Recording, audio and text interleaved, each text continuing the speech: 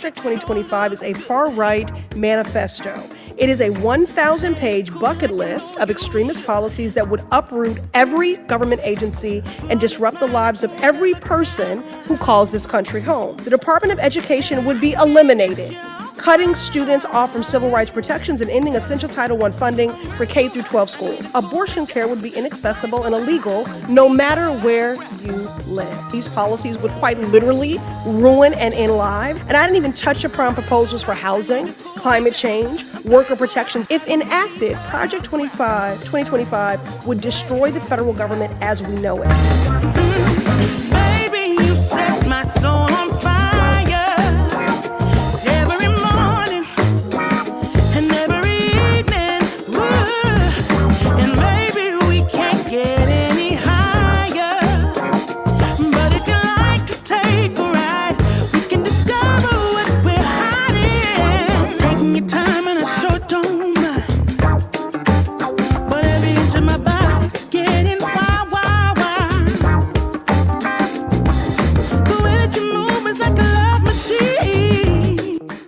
To play chess, not checkers. It's about making decisions that will affect us as human beings, our next generations to come. I'm flying so high, I don't see the ground. They are attacking our most vulnerable citizens. The Project 2025 plan is not a game. Look it up. So high, I don't see the ground.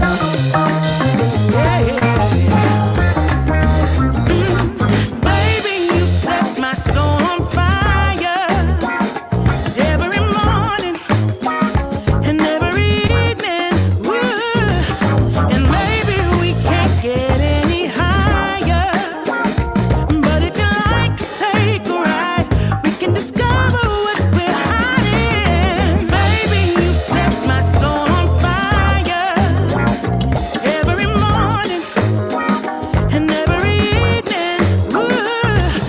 Calls for national book bans in schools, but also creates a list of banned words for the federal government that would be deleted from, quote, every federal rule, agency regulation, contract, grant, and piece of legislation that exists. Here are just a few of the words on the list: diversity, gender, reproductive health, and of course, conservatives want to ban the word abortion.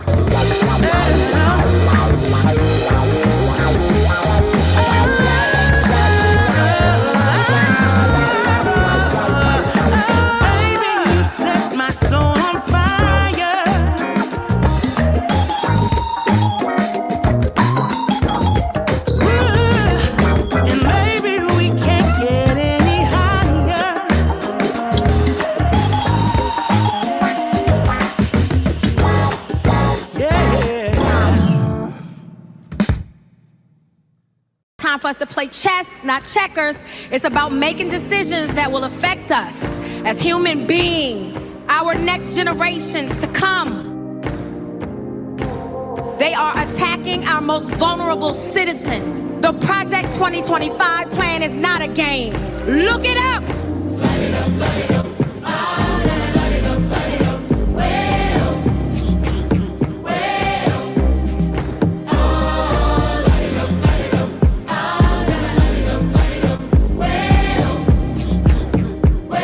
Project 2025 calls for eliminating the Department of Education, eliminating the Department of Commerce, deploying the military for the use of domestic law enforcement against protesters.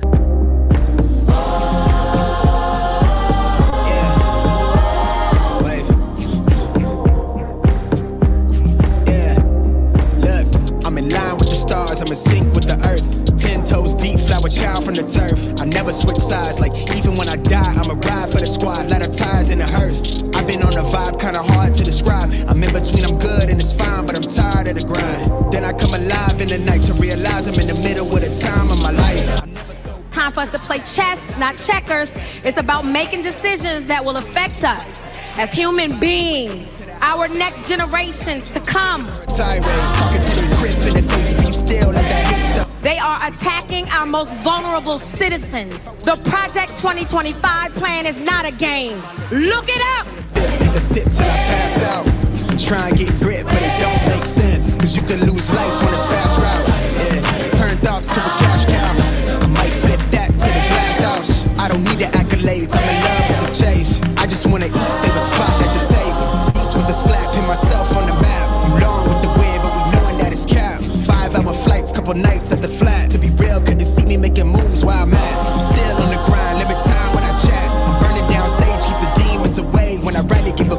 myself to the page. I don't do it for the praise, love. That's just how I'm made. Project 2025 calls for repealing of Schedule F status for thousands of federal employees to allow a president to replace career civil servants with unqualified partisan loyalists. I'm a slave for the cash, got snakes in the grass, no brakes on the ad, but it's all fun. We done seen it all, heard it all. Heard enough, give me space before I murder y'all. 10 bad here, I'ma curve them all. 12 missed calls, and I still made a curtain call. Here to light it up, lighten up. Hear him talking, they ain't right enough, tighten up. Everything that I came for, I left with. I don't bang sets, I just bang on the set list. Going past supper when I came for the breakfast. Put me in your prayers, I might put you on the guest list. Young, tell me reckless, go. Time for us to play chess, not checkers. It's about making decisions that will affect us as human beings, our next generations to come. They are attacking our most vulnerable citizens. The Project 2025 plan is not a game. Look it up!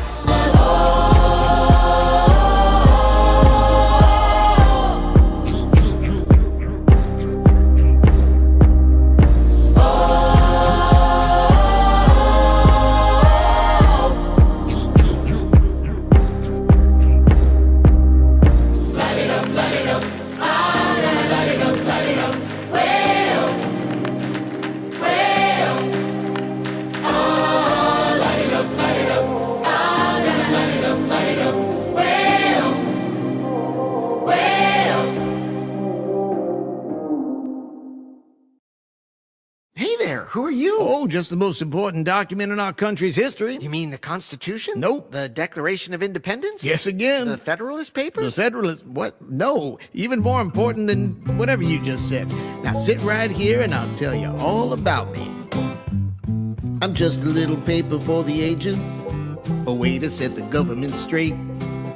A short 887 pages on how to make America great again by forcing through the president's agenda, removing all of those who disagree, replacing with our loyal party members, and reclaim our great country. In sum, give power to the president to authorize the government to legislate morality and wrestle back normality from Marxist ideologies that infiltrate our policies like gender, race, or anything woke. We're gonna abolish the Department of Education, turn the swearing in into a coronation. America's great salvation will arrive with Project 2025. Coronation? You mean like a king? No, it's called the unitary executive theory. Gives the next president unchecked power to do whatever they want. So, a king? Oh, let's not get hung up on semantics. Here's how it's gonna work.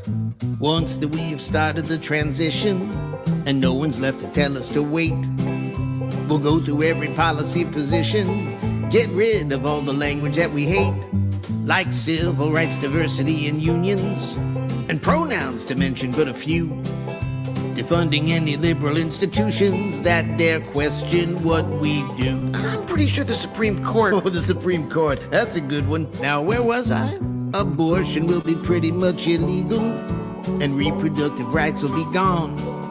We'll get back to the biblical ideal that a family means a daddy and a mom with kids. Repeal the crazy climate regulations that get in the economy's way, with everyone reporting to their stations on Inauguration Day. When we give power to the president to authorize the government to legislate morality, expelling abnormality like godless ideologies, protecting inequalities like gender, race, and anything woke. We're gonna abolish the Department of Education, convert the melting pot into a Christian nation. The stage is set and we'll be going live in 2025. I can't seriously say all that. Wanna bet? Come on, let's crack me open. Page 124. Make more nuclear weapons. Page 257. End the war on fossil fuels. Page 214. No more gun violence protection. Page 298. Or feeding hungry kids at our schools. Turn to page 5. Ban offensive books from the classroom. 563. Make it hard to register to vote. Page 449. Dismantle Medicare. 534. Kill off the grizzly Page bear. 4. Delete the term sexual orientation, gender equality, awareness of sensitivity, diversity, equity, inclusion, abortion, reproductive health, and reproductive rights out of every rule, regulation, contract, grant, and piece of federal legislation that exists. And that's an actual quote. And that, my friend, is only the beginning. of how this makes America great.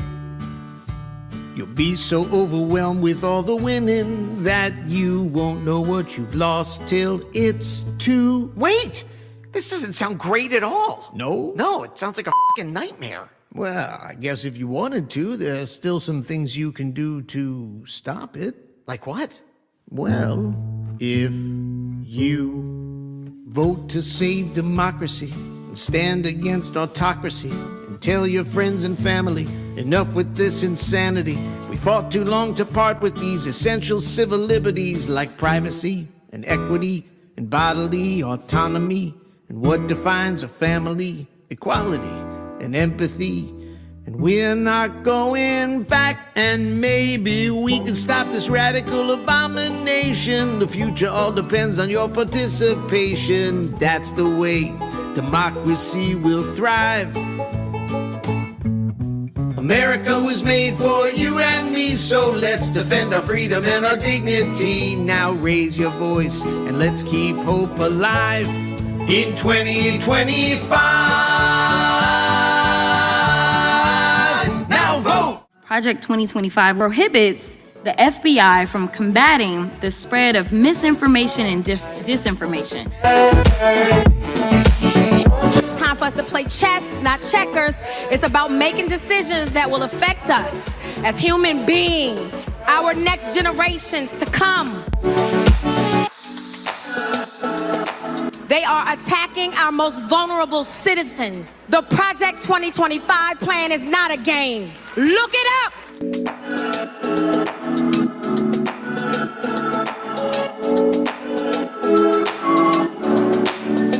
Won't you join in? I can help you with anything you need.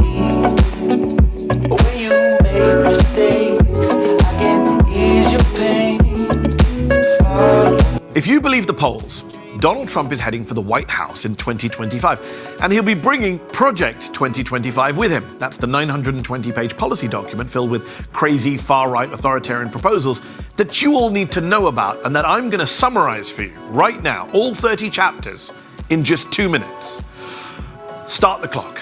Chapter 1, turn the White House Council, which is supposed to give the president independent legal advice, into a, quote, activist force for the president's agenda. Chapter 2, root out anyone in the National Security Council or the Office of Management and Budget who's too woke or is aligned with the president's agenda. Chapter 3, replace thousands of career civil servants with MAGA loyalists. Chapter 4, radically increase the defense budget, expand the nuclear weapons production, lift restrictions on arms sales and expel all transgender people from the military. Chapter 5, ramp up deportations of undocumented immigrants, including dreamers, make it easier to detain kids in detention camps and allow ICE officers to arrest migrants anywhere in the US, even without a warrant. Chapter 6, defund the Palestinian Authority, bring back Trump's Remain in Mexico asylum policy and restrict funding for international health organizations like the WHO. Chapter 7, ramp up the use of covert ops and use the CIA to, quote, implement the president's agenda. Chapter 8, defund, quote, unquote, leftist news organizations like NPR and PBS. Chapter 9, get rid of all climate policy from our foreign aid programs. Chapter 10, restrict food stamps and free school meals in low-income school districts. Chapter 11, abolish the Department of Education. Chapter 12, gut renewable energy programs and vastly expand our natural gas infrastructure. Chapter 13, shrink the EPA and shut down the Office of Environmental Justice. Chapter 14, get rid of Head Start for low-income families and ban the abortion pill mifepristone. Chapter 15, ban all non-citizens from living in government-subsidized housing, even if they're living in a family with citizens. Chapter 16, weaken the Endangered Species Act and significantly expand oil drilling in Alaska. Chapter 17, empower the president to investigate his opponents through the DOJ and eliminate the FBI's independence. Chapter 18, make it easier for businesses to discriminate on the basis of religious freedom and, of course, race. Chapter 19, restrict the EPA's ability to regulate CO2 emissions from cars. Chapter 20, force the Department of Veterans Affairs to seize abortion services and gender-affirming surgery. Chapter 21, focus the Minority Business Development Agency on, quote, the evils of socialism and communism. Chapter 22, increase taxes on millions of low-income and middle-class households. Chapter 23, it's just a long rant against China. Chapter 24, should we bring back the gold standard? Chapter 25, punish Planned Parenthood for getting COVID-19 relief loans. Chapter 26, give more of Congress's power to make trade agreements to the president. Chapter 27, abolish the Consumer Financial Protection Bureau, which has saved consumers tens of billions of dollars. Chapter 28, limit content moderation on social media platforms. Leave hate speech alone. Chapter 29, take away the Federal Election Commission's power to prosecute election and campaign law violations. And Chapter 30, go after companies with ESG, DEI, and other corporate social responsibility programs. That's what's in Project 2025. That's what could be heading our way. And if you want more people to know what's in it, then share this bloody video with them, will you? Till Saturday, I don't wanna go without, so I ask her to stay. Though she broke my heart in a million ways, but I'm putting that aside now. I'ma feel alright now. happy just as long as she's with me. I've been trying my luck every day of the week, yeah. With my baby, what's up? Always down every weekend. No, I love her too much, but I just can't get enough. She's slipping through the cracks.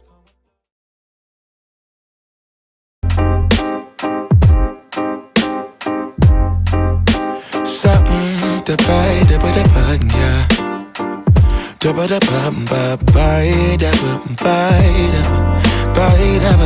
yeah. Set the potato, boy,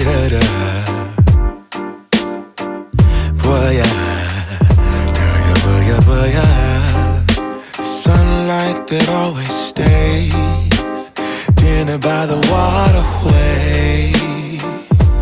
It's that sweet life.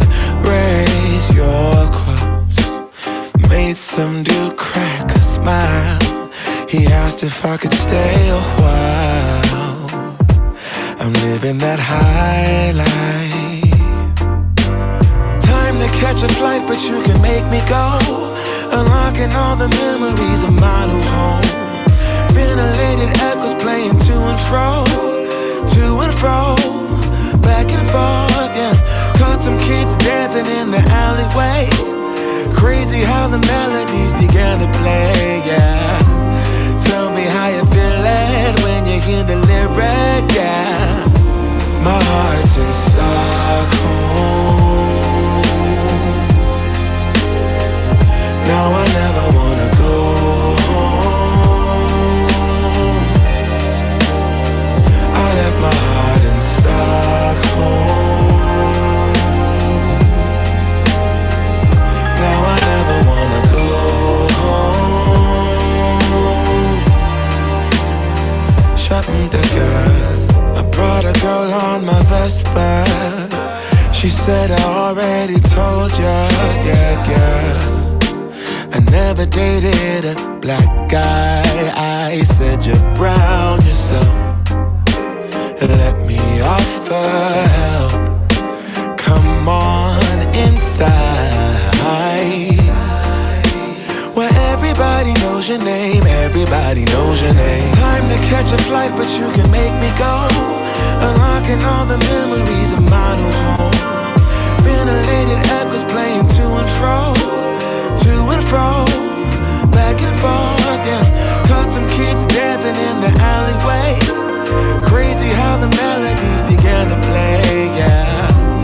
Tell me how you feeling when you hear the lyric, yeah. My heart's in Stockholm.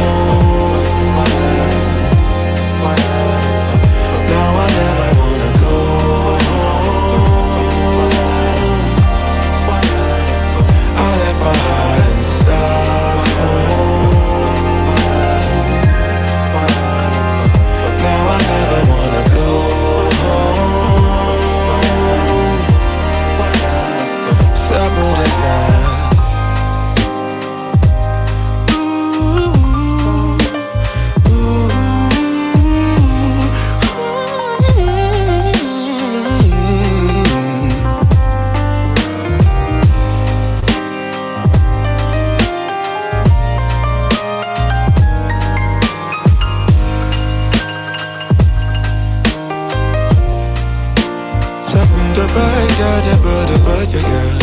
Sunlight that always stays in and by the waterway. It's that sweet life, sweet life, sweet life. I never wanna go home, go home. I'm living in Stockholm, Stockholm. I never wanna go home, go home. Living in Stockholm, Stockholm. I never wanna go home, go home.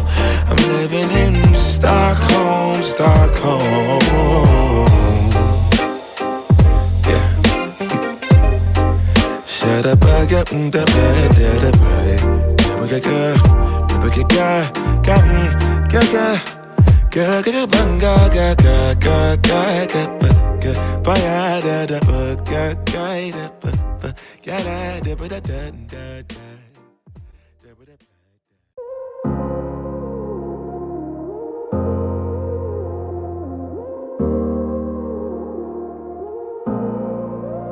Don't got no heart, I got an icebox. Brand new roller, swipe out the G-Shock. Moving slowly, I know the street hot. No more double, go ahead a detox. Yeah, yeah. Came from the trenches, they ain't showing us no love. Thugging in the city, all we wanted was a hug, yeah. We on the block like every night to catch a buzz. Get the cash and take my family out the hood, that's a must. Was a hood baby with no soldiers. Bad past never left my mind, it's taking over. No, I should've died, that's why it's hard to stay sober. Glad to see the sun, but my heart getting colder. Life's so crazy, what we been through. When you die, the only time that they gon' miss you.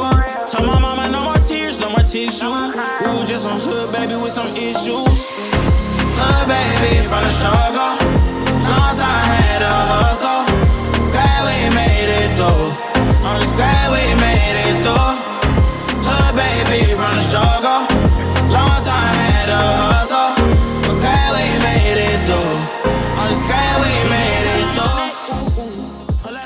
Good morning, good morning, good morning, good morning, people. Y'all know who it is. Y'all know the voice. Y'all know the sound. James Bubba Williams, DJ Exclusive, is in the building. Good morning, y'all. Glad, hope everybody's doing okay this morning, man. Y'all make sure y'all stay tuned, like it or not.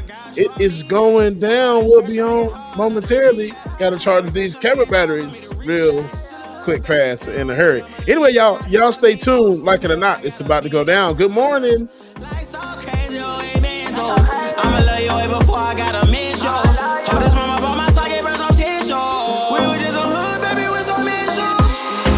Hood baby from the struggle. Long time had a hustle. Glad we made it through. I'm just glad we made it through. Hood baby from the struggle. Long time had a hustle. I'm glad we made it through. I'm just glad we made it through.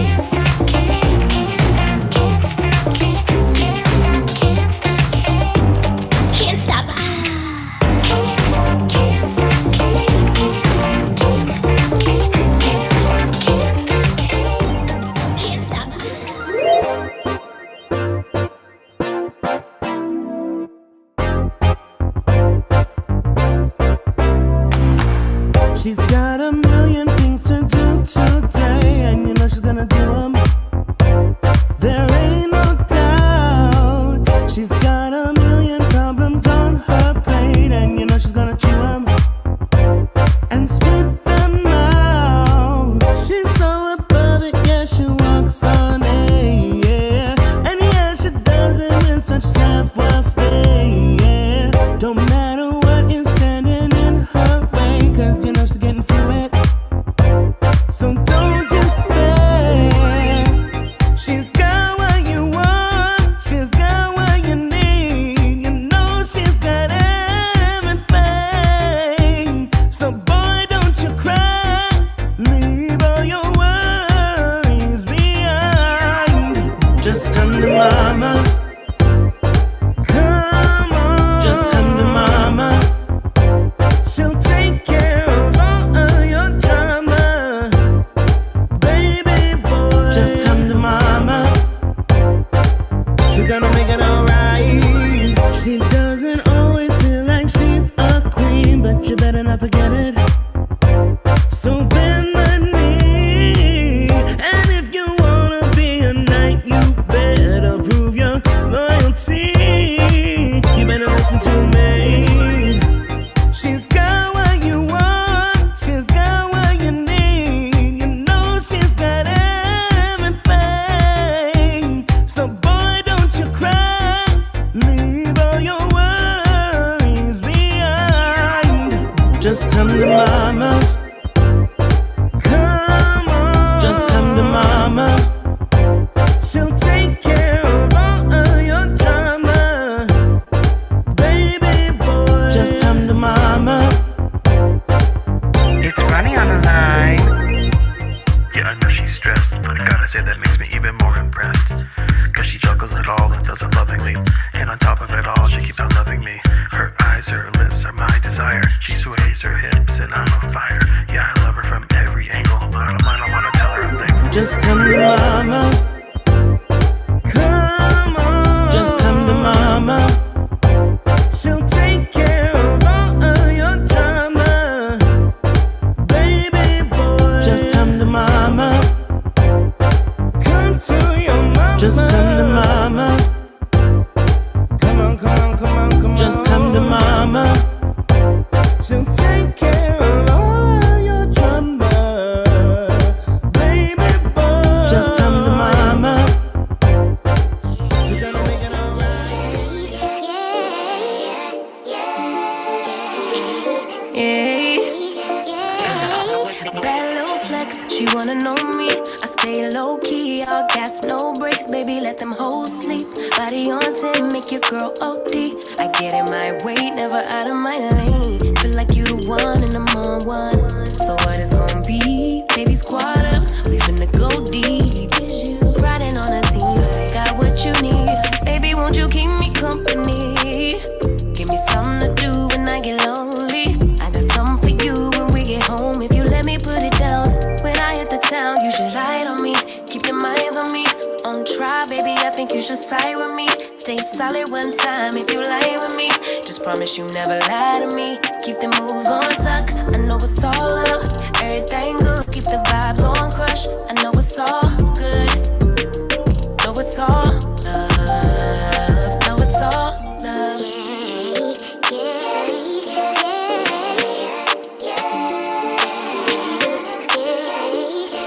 I've been feeling like I'm feeling like a man lately. Can't nobody do it like I can daily. Baddest in the lattice in the land.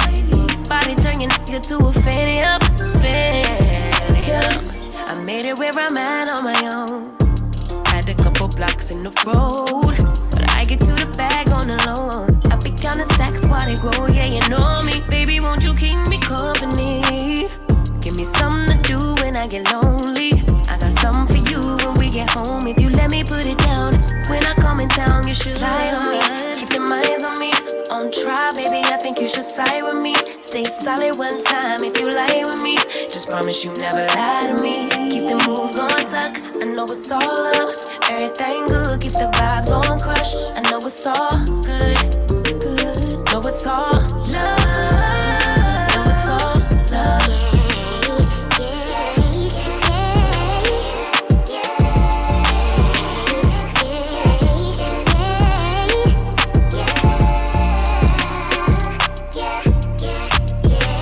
good morning, good morning again, y'all. Y'all know who it is, man. Hey, good morning, everybody. Hope y'all are doing well this mañana. Yes, it is Monday, and like it or not, is going down on a Monday.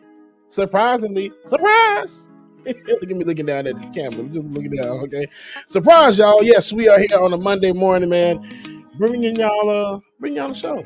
I think this is good. It's been so long since I've been up this early on a Monday. Okay, just keep that in mind. Anyway, y'all, make sure y'all stay tuned while we are waiting.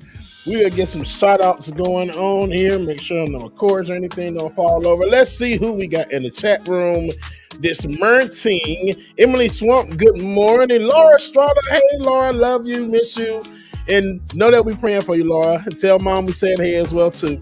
Lily, good morning. Lily, love you, too. Meat Cakes 87, good morning. Onyx Squared, what's going on? Shade Dragon, Brian West said, morning, Baberta. B. Wakely, good morning, B. And yes, y'all heard a B exclusive that was Come to Mama. I'm still waiting for that next gem to come through. She sent me one, too. They sent me one, too. Make sure you send me that, okay? Big Piece, good morning. Close 22, Derek Weinberger, good morning. Gatlin Combo, Jerry McLean, what's going on? Hollywood 2000, good morning to you. Pamela Jones, good morning. Brian West, boo. Benjamin Dixon Show, good morning. Let's see, Jesse Camaro, good morning to you. I think, Julius Dennis, good morning. Al Booger, good morning. Let me see, make sure I get everybody. Quadarius Bennett, good morning. Mary C. the Purple Dragon, what's going on? Zozo Bob, Tawada 106, good morning. And Jay West, good morning to you. Betty Veronica, what's going on? Lizzie Bennett, what's going on? Michael McCullough, man, y'all are in here today. Y'all is in her, like Glorilla say. Y'all is in her. Good morning again to everybody, man. If you have not already, please like, share, comment, subscribe, all that other stuff. We are streaming on multiple platforms this morning. You got the Benjamin Dixon Show we're streaming on. You got Rebecca's channel we're streaming on. I'm streaming on my channel as well. And the Like It or Not page. Don't forget about that as well. So I need y'all right now, before the show starts, y'all go to all these pages and y'all go ahead and just click that like button, man. While we're waiting, we're going to get back into some music. And I might tell y'all a dad joke in a few. Like it or not, it's about to go down. Y'all stay tuned, man. Good morning, y'all. Get y'all to roll y'all hips a little bit this morning. Xochitl, I know I'm saying that so wrong. Xochitl, good morning. Don't fight me, okay? I love you, mean it. When you tell me when the neighbors yell turn down, we keep it going. Cigarettes and just season, shine bright as that season. Girl, you know you are a jam, jam, jam, jam, jam, jam, jam, jam, jam, jam, jam, jam. Sounding like you're wasting every time. Jam, jam, jam, jam, jam, jam, jam, jam, jam, jam, jam, jam. Sounding like you're wasting every time. We know like me, we know Sochi. Thank you, Brian West. I knew you were good for something. Sochi. Thank you. Good morning, Sochi. Banksy Mechanic, good morning. And Kareem Ransom, I just saw Kareem as well, too. Good morning to you. See, that's why we keep Brian West around, you know. Almost kicked in and lift my head like bum, bum, bum. Roll back then rotation. Cigarettes and just season. Shine bright as that season. Girl, you know you are a jam, jam, jam, jam, jam, jam, jam, jam, jam, jam, jam, jam. Sounding like you're wasting every time. Jam, jam, jam, jam, jam, jam, jam, jam, jam, jam, jam, jam. Sounding like you're wasting every time. Can't you? Yeah, you make me feel like we could do. Oh, you make me feel like we could do it all over again. I give Brian West all that credit, okay? Can't you? Yeah, you make me feel like we could do. Oh, you make me feel like we could do it all over again.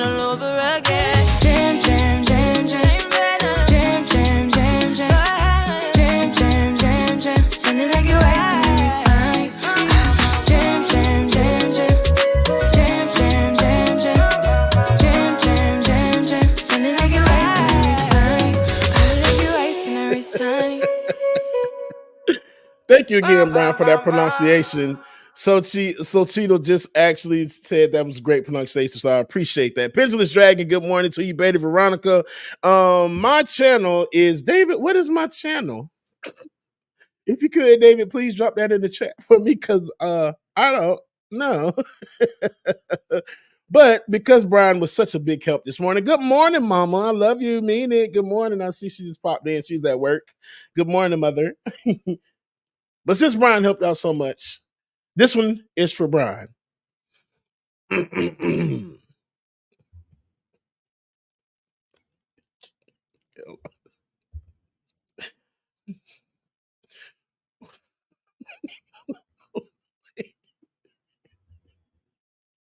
Thank you, David. Jerry McLean. Good morning.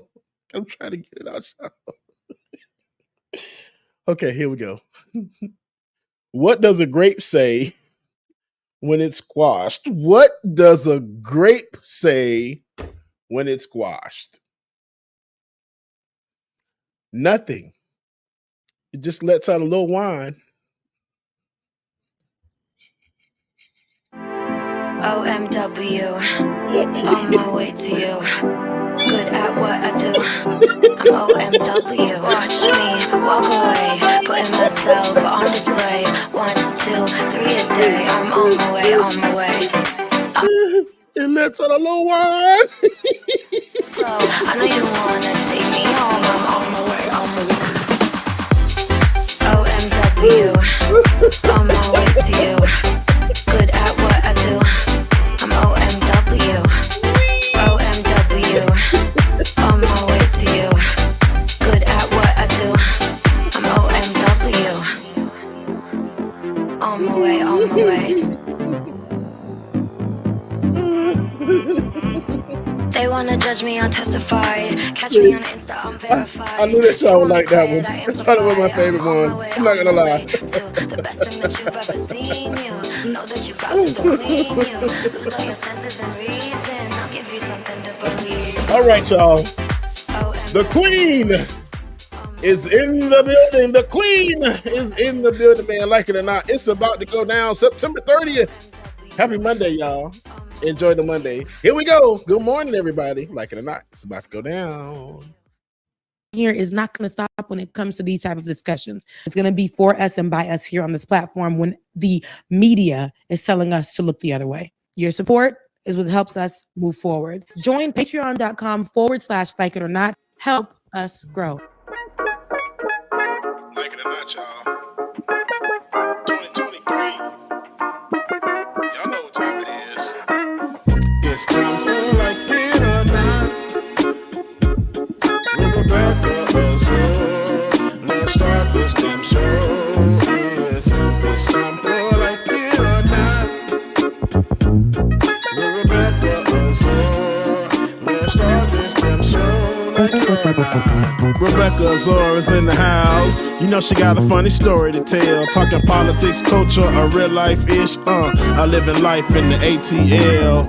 Benjamin, yeah, that's my man. He's always coming up with the master plan. Politics scheming, trying to find the meaning of life. While the feds keeps us in strife. I'm your DJ. I really don't need no introduction right now, but you know what? I stay dropping them jams. Y'all know who I am. Good hope, dad jokes, culture-ish, politics. What you're hearing right now was the culmination of all of this. I started out with the mic in my hand, and I graduated to a plethora of fans. I love bringing joy to the people. It makes me feel great, makes me feel regal. I do what I do for you. 8 p.m. Friday, you know how we do. Let's go. It's time for Like It or Not. With Rebecca Azure. Let's start this damn show. It's time for Like It or Not. With Rebecca Azure. Let's start this damn show. Like it or not, y'all. 2023. Let's start this damn show. Let's go.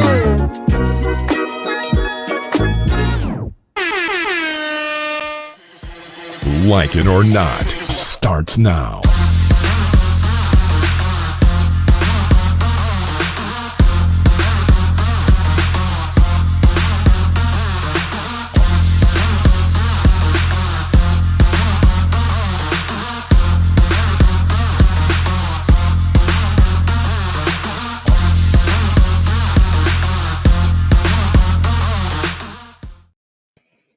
Good morning, good morning, good morning. Good morning and welcome to Like It or Not, where we're free to tell the truth and not care who doesn't like it. Hey guys, how are you? Dang, that was so serious, Ben. Like, was it? Yeah, it was giving, 6 p.m. Oh, you know where your children are. I don't know. I'm just saying. I don't know. I don't know. Good morning, though. It's a good morning. The sun is shining. I'm actually worried about you guys. I hate to take off the top rip, but you guys are right in the line of this chemical spill. Hurricane. So thank God I'm on the south side. Man. But Rebecca, I'm kind of worried too. I just got an alert that saying that they're closing down Gwinnett County schools today. Mhm. Conyers is like 30 miles away from me, going like northeast or something like that. So I'm avoiding it. Everything's going the other way. But Becca, are you okay? I'm okay. I don't go outside.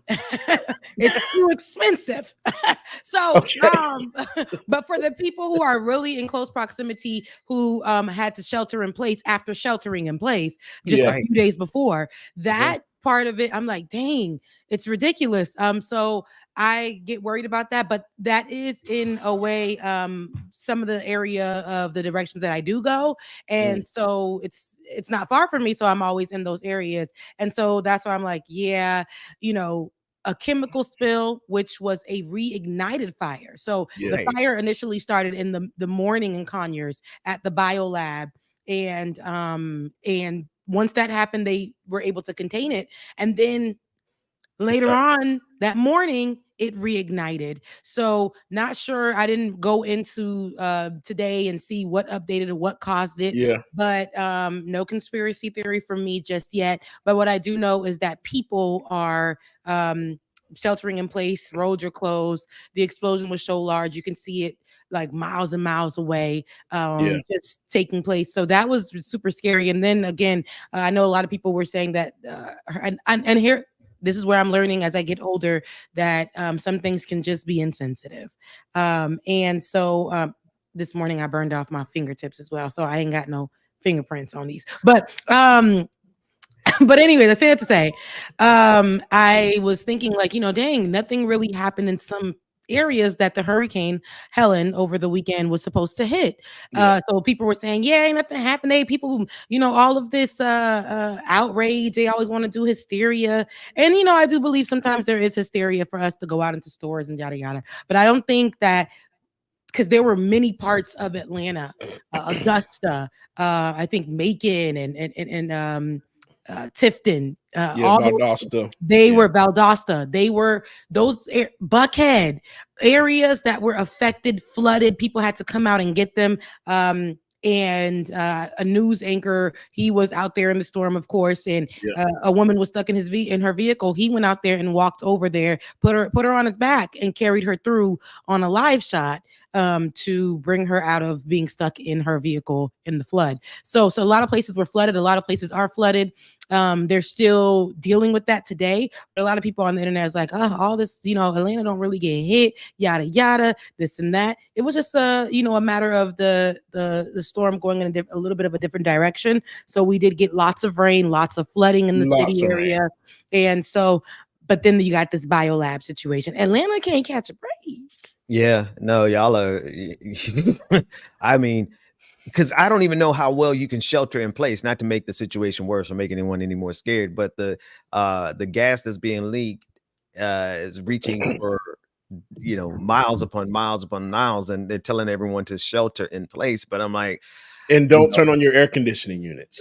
Okay, so and even if you don't cut on, I mean, good Lord, Atlanta can't catch a break. But not only Atlanta, like the world. Y'all see. Helene did even more damage in North Carolina. Just in Appalachia. It's really wild out there. And then what's so frustrating about it is that MAGA, they never miss an opportunity to turn a tragedy into a political thing. And they're blaming Ukraine. they're blaming the weapons that we send to Ukraine and saying, before we send another dime to Ukraine, we need to make sure that we can fix the roads and bridges that were just destroyed. I'm like, we just live in a really stupid time, a stupid and a dangerous time right now. Yeah, that's real talk, man. And then, like Becca was saying, I know a lot of people saying, "Oh, I didn't do anything." 17 deaths in Georgia from one storm. That's pretty big for us. Yeah, and it keeps on climbing. And then there's a threat of another storm in the Gulf already. So that's what they're saying week after week. And these are the people, James, that don't believe in climate change, by the way. Which is a real thing. Yeah. For real. Yeah. And because they believe in climate change, that's also an issue where because they don't believe in. You lost your good mic. There you go. It should be good now. The little thing is wiggly, so I have to, I'm on the mic. Anyways, but because they don't believe in climate change means that they're going to believe in stupidity, right? And so you mentioned, Ben, that they're blaming this now on Ukraine and the weapons sent over there, whatever, on hurricane. And I heard you say it, Hurricane Helene. So I don't know, Hurricane Helen. Helene. I don't know. Is it because you're in Florida? That hurricane, that thing that just came through. Yeah. It's Helene. They said Helene. I heard like 3 or 4 different news journalists say something. It's Helen, but it could be Helene. It's Helene. It got the E on it. When they add the E or something, like you put a Rebecca, a E on Rebecca, it's Rebecca. No, sure. Helene. Helene. Her mama called her Helene. I'm gonna call it not. Helene. I stand corrected. The hurricane, no, but you're right. Like it's like here we are. They are blaming it. Of course, they're gonna find something to blame it on. Not me feeling like Wendy Williams dropping the cough drop in my tea, but it just gives. Honestly, they're gonna look for anything. We watched how they politicize everything, but how they politicize it is so dumb. But here's the thing: they don't want to believe there is an issue. There's climate change, at one point I didn't believe that there was climate change long before I got into politics. Back when I was a little thing at the Hill at FAMU, I didn't know anything. I didn't know a thing. I thought climate change was something that they were making up. And I see how powerful the right can just blame it on something else, veer the conversation there, and that's what it is. That's what will happen. That's their power. That's and that's why I honestly, I'm be honest. If you want to know why I was so bleh with my opening. It's because he tired. Y'all, we in trouble. Yeah. Humanity is in trouble. For real. and it's exactly what you just said, Rebecca. Shout out to everyone in the chat room who's like, Ben, you were wrong. Rebecca was right the first time with Helene. I was so wrong. But anyway, humanity is in so much trouble because of what you just said. MAGA has the ability to take anything, any story, any issue, and they can spin it into something that has nothing to do with it. It doesn't matter how dumb what they say is. It doesn't matter how wrong what they say is. And the bad thing about it is like they're at a point where it's not just about misinformation anymore. It's not just about lies anymore. It's about the fact that they take those lies and they put it into action. And that action is starting to turn violent. And we are just sitting here like people who know the truth. We're sitting here and we're watching them do it in real time. And it's like, how do you stop a freight train of misinformation when that freight train is headed towards what Donald Trump said last night, a purge? They're actually promoting a purge now. I'm like, what the hell is going on? So with a little bit of what Donald Trump said last night, could you please get into that with me? I missed that yesterday evening. I did see some commentary. I did see him promising to hold, who was it? In contempt, whoever, I don't know, another company, and saying that they were part of voter fraud. They were the ones that behind the voter fraud, and they were the cause of him not winning the election. I forget what business that he said that he would go after if he would become president. But I heard a lot of different crazy stuff as per usual of a Donald Trump rally. I'm gonna drop the link, David, for you to pull. He said, and I'll give you a quote real quick while we wait on the link. He said his idea for stopping crime is for one rough hour, and I mean real rough. And he says a whole lot more. So it's about a 50-second clip, but what he's essentially saying is to allow the police to go out and just for one day, 1 hour to be as violent as they need to. He literally said this out of his mouth. And the thing about it is that what he's saying is exactly what these little white mass shooters have always wanted to do since they saw the movie Purge. And so now it's in the echo chamber as a purge. And they are repeating it and regurgitating it over and over and over again. And when you really slow down and think about it, is they actually go out and act on this, all these mass shootings. This is what they want. This is what drives them. And now you have the president, the former president and candidate for president egging it on. And then you have this echo chamber that can promote it. It's almost like, y'all, everything that's going on within this election, they are taken from the movies. And that's literally what it is. And it's just like almost like, all right, y'all are treating it like nobody's seen these movies, and the ones that are believing it are the ones that haven't seen these movies. I'm like, bro, it's the plot of the Purge. It's the plot of this movie. It's the plot of that movie. Like, you're just this is a big ass joke. That's all this is to him. Yeah. And Donald Trump and these types of rallies, we would think that after his shenanigans in the past weeks and all these things would show less support for him, but yet people are standing 10 toes down, and he does have where people are still supporting him, but still will say that he's crazy, still say that he's a little bit over the top, but still are choosing to support him, to vote for him. I seen this video and of children or whatever, and I would call them children because they're college students, and they're joining a white fraternity. And in the video, they have a hat where it's Kamala Harris, and then they have a hat that's Trump 2024. And I think for their initiation, they did this video, and for their video was them choosing to signify, I think that's what the name of the thing was, signify. And when they chose that, they chose the Donald Trump hat, and they're like, F Kamala Harris, and they put on the hat. Now, I usually don't have any problem with that because people are going to choose things that are outside of my control and do things that are outside of my control. But the fact that Donald Trump represents hate, division, all of these things that he's done and said, and danger, I think that's problematic, that they're building up these little white nationalist kids, these little KKK kids, these Proud Boys, essentially. And that's what is problematic. And one step further, Rebecca and David, I see you got the clip there. There's a new study that's showing that attendance in church is going up. Now, you would say, well, Ben, what's wrong with that? You're a pastor. What's wrong with that?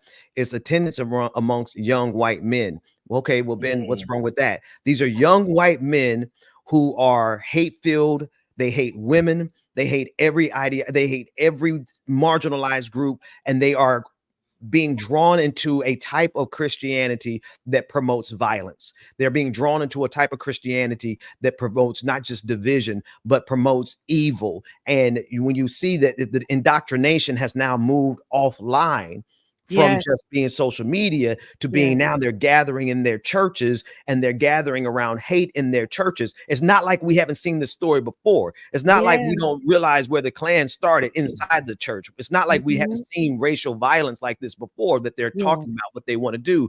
And while they're trying to start it with immigrants, we're just going to deport 20 million immigrants. You know good and doggone well that it's not going to stop there. And when Donald Trump said this last night about one violent day, they're not saying, Donald Trump says this and he tries to get away with it by saying the police, which is bad enough. You don't give police one violent day, but they're not stopping there. These white mass shooter, virgin incel boys, they are saying it's their right. They're going to be the ones to implement. They're going to be the ones who are going to join in with the police on this one violent day. And it's already all over social media. So we have some dark times ahead, y'all. And I know. So like when you said, how your intro wasn't lackluster. Your intro was super strong. Like, hey, we got some issues. Like America has a problem. And it is Donald Trump. It's Donald Trump's followers. It's the it's the racists. It's all of that. I feel like if we continue to have more so of if we don't talk about it, Yeah. for instance, Justin Trudeau. No, we can get to that later because I'm going to go in on that.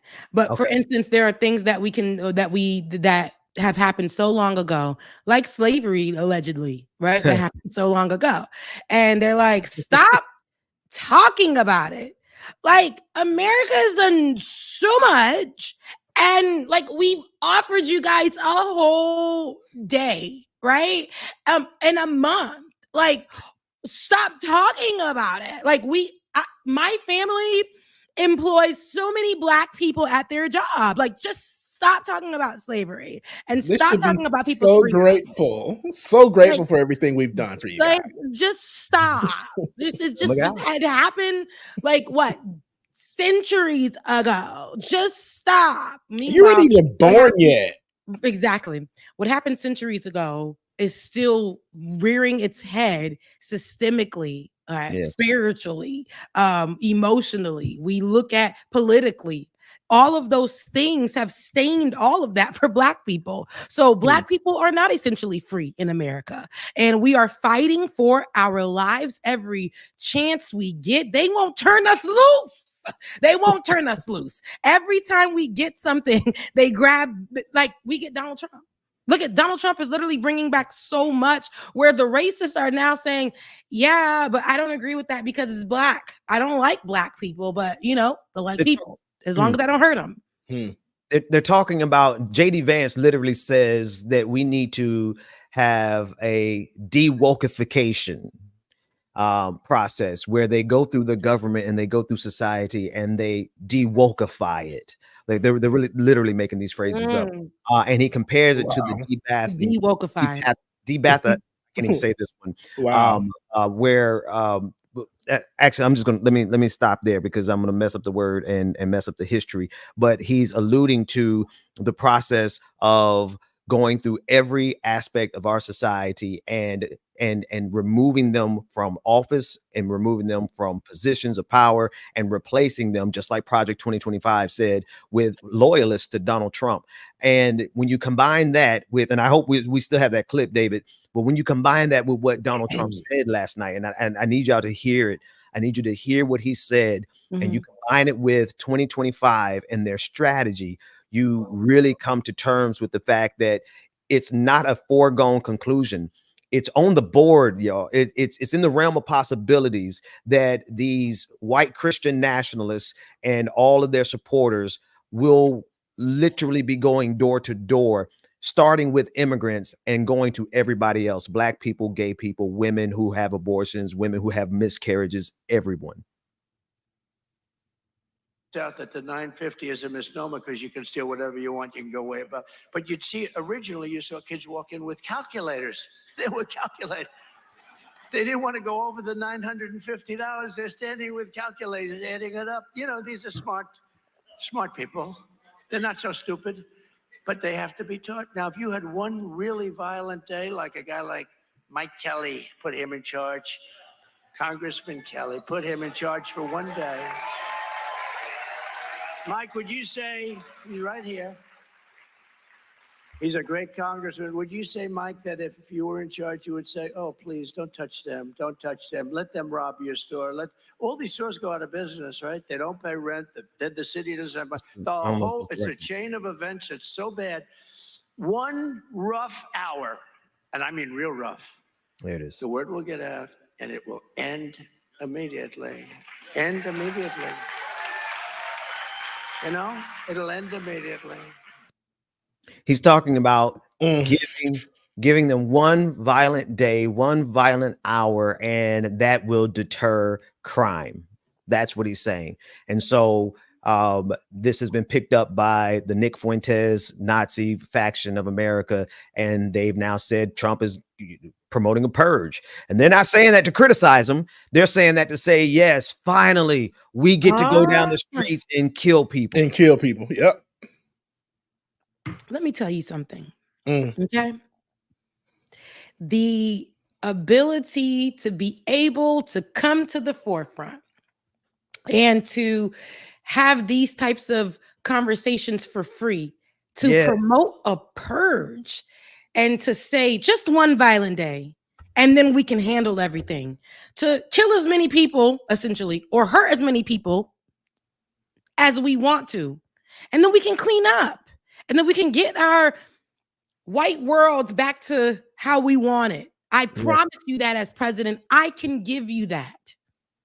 And the fact that we are not making more noise about that or being more alarmed by that, even when I watched him at the RNC, the Republican National Convention, when I watched Donald Trump there and how everybody was going on stage and literally mimicking the values of Project 2025 and what is to come and how it was not inclusive. And it talked about people were literally getting on there and almost, they weren't saying it, they were the dog whistling. And it was like, they were saying something is gonna come. Again, I said that they changed the name of the Trump supporters to Trumpites, okay? And how that, like, are you not getting it? They're building this little army of people who are already willing to do whatever they can in the name of Donald Trump. And they're building more of an army so that whatever comes and whatever is to come, and Donald Trump doesn't need to do much. We can look at him historically in his leadership. In the beginning of his leadership, I always go back to Charlottesville, Virginia, and I think about how immediately, because monuments that were racist were being taken down, people took to the streets, went to Walmart and bought tiki torches down the street. But historically, we know how those type of events can lead to Black communities being burnt down, Black people being murdered, Black children who are going to school being followed and threatened by your grandpas and your grandmas years and years ago, all because of them wanting to be, communities wanting to be inclusive. So the simplest thing, like the removal of racist monuments, led to Charlottesville, which is an our day. Not only that, people were planning to, we've covered stories where people planned to do mass murders at concerts that they thought were going to represent the other side or Blackness. The guy in Atlanta. Yes. Recent, was it just this year? Not even last year. This year, just a few months ago. So this is what I'm saying, and this is what I said. We have to. People think that these are just comments. No, actually, because of Donald Trump's comments, we saw what happened on January 6th. So y'all can't tell me it isn't dangerous. Because of Donald Trump's comments, we saw what happened just recently with Haitians and Springfield. And so Ohio. So we can't say that we cannot be mindful of the capabilities of the crazies that follow Donald Trump and how they whistleblow and allow these people to do their crimes for them. I like what Jeff said. Thanks for giving us a heads up on that, James. They want to enable a purge because it would allow those open carry or NRA guys with a hero kink to get the release they have been craving for. Sir, why are you showing us you have a little gun? I guess CFA, is that Chick-fil-A? Yeah. I mean, bro, it's we gotta laugh, we're not crying, but no, for real. But to be honest with you, it's like it is at the stage now where people, you really should be, and I know a lot of people on the left are anti-gun, but if you don't have it in your thinking right now as to how you would defend your family from people who come down your street with guns because they have been authorized and they have been mobilized and they have been encouraged by Donald Trump, then you're not looking far enough down the road. And again, far enough is not even the right word. We're really talking about they want to do this immediately after the election. He wants to be dictator on day one. And these are people I don't know if I've shared this a clip, I have to get it, but if you want to really hear it in their own words, Anonymous, the hacker organization, they put together a mashup of what these Christian nationalists are saying out of their own mouths, the kind of violence they want to enact out of their own mouths, the way they want to suppress women with their own mouths. Like, you can hear it. And these are not jokes. These people are very serious. And if you aren't thinking about how you're going to protect yourself in this new environment, then I think maybe you haven't really been paying attention long enough. Yeah. Yeah. Let me ask y'all a question. Do y'all have guns or weapons? Not in Yeah. my look, not in my home. In this home, That's the part. Jesus is Yeah. my protection. No, but when I think about this in the city that I live in, per se, you think about if a day of purge, and this is just hypothetically speaking, right? And it ain't far off, but we're hypothetically speaking, of course. If there were something like this to happen, how will I protect myself? Right. Right, Becca. I've had many comments, especially when I first started this thing, where racist people would say very, very harmful things. That's why I'm careful about stating my location, where I stay, where I post, where I've been at, because there are people who just hate you for what we stand for, and they will watch and they will stalk and they will find you. They will look for things behind your pictures and all this other stuff. So not having weapons is my choice, because I just don't like the idea of having something so simple in your hand that can end somebody's life, right? Absolutely. I don't like that, and quickly at that. So even people being angry, I've heard about those things, and they just, utilize those. And, I have a close person to me who witnessed a suicide murder type thing. So no guns for me. No guns for me. But I do understand why people have them. And when people stand their ground where it's supposed to work out for them against these racist people who come up to them and things like that, they still get in trouble. Black folks who carry guns or whatever, they still get in trouble for trying to protect themselves. So I don't really know. But are you guys carriers of guns? I don't. My relationship with weapons is really different because I have children in my house. And so I don't have them here. So which is even trickier when you talk about people coming into your home. But I want my kids to get over a certain age before I actually put the guns physically in the house. But I definitely do know and have had conversations with my whole community that in my proximity, we know where the guns are, and we know how to use them. That's dope.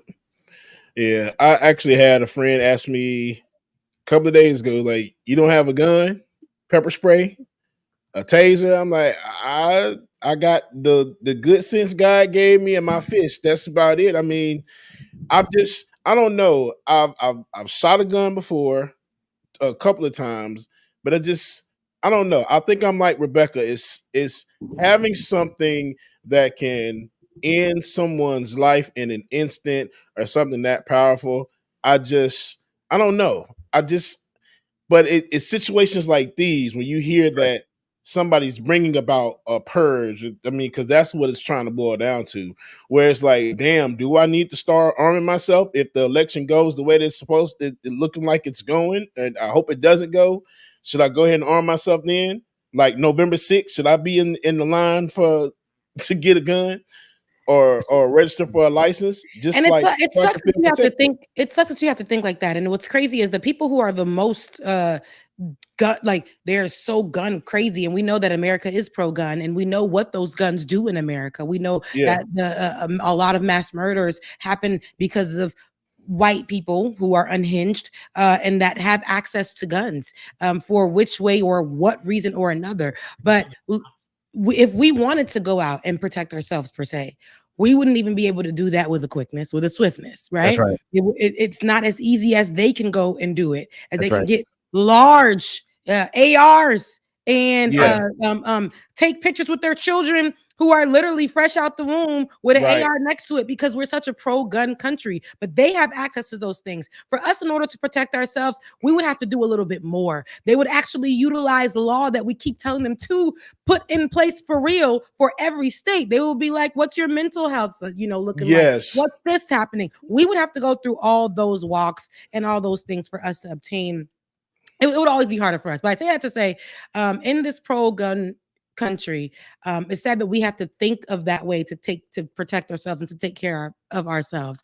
Just a simple thing as as going to the grocery store. We have to think about the time. We have to think about, hey, make sure you don't put anything that may distract you in your ears while you're just simply grocery shopping, because that day a psychopath who had free and clear access to guns decided to come in there and do Trump's dirty work because you were Black. So these are the type of conversations that we're talking about. It is very dangerous. I think I want to go back to what I was saying last week, where I say all of this talk, all of these conversations and all this rhetoric, it's very dangerous. And everything that Donald Trump has said, there has been something that came after it that showed some amount of danger, and somebody has gotten hurt. People have gotten killed.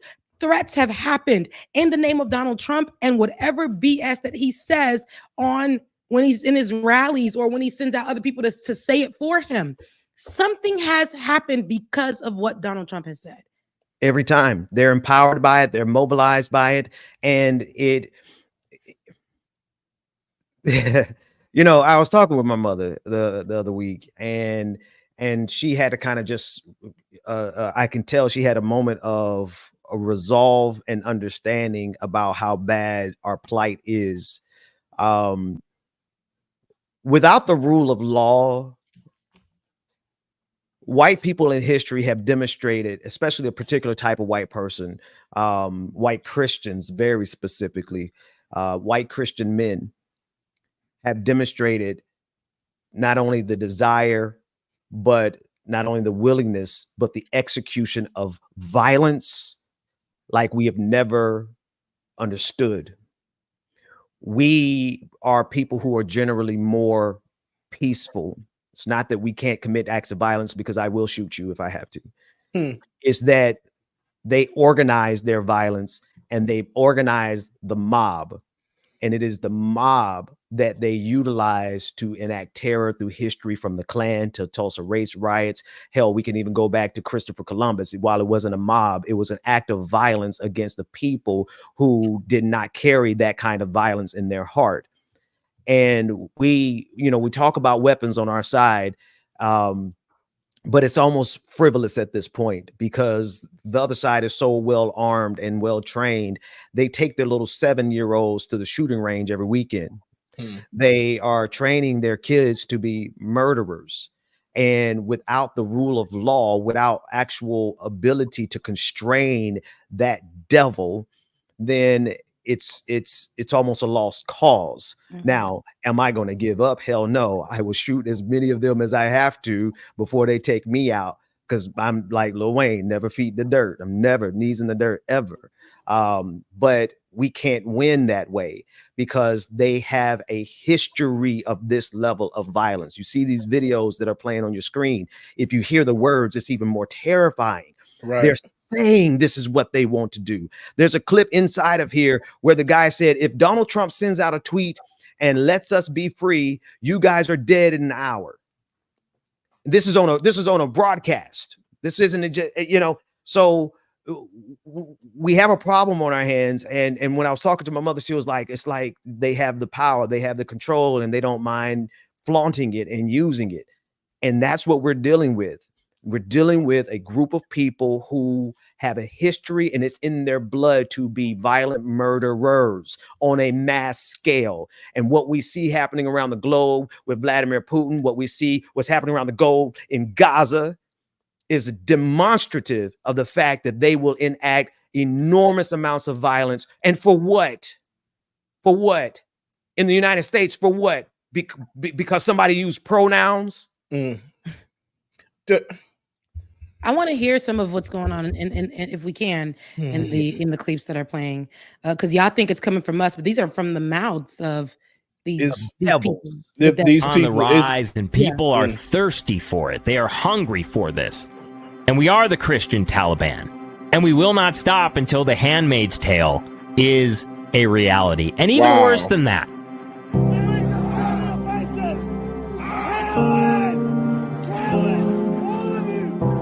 Need total dictator Trump. I seriously, and there's no argument against it. Oh, the Constitution says this. It's like the Constitution is invalid. Donald Trump carries the prophetic seal of the calling of God. If you are anointed by Yahweh for a specific plan and purpose, you are a Messiah. Men make stronger leaders. Men are just better. Men are awesome. I am a firm believer in the patriarchy. I'm a misogynist. You could definitely claim that.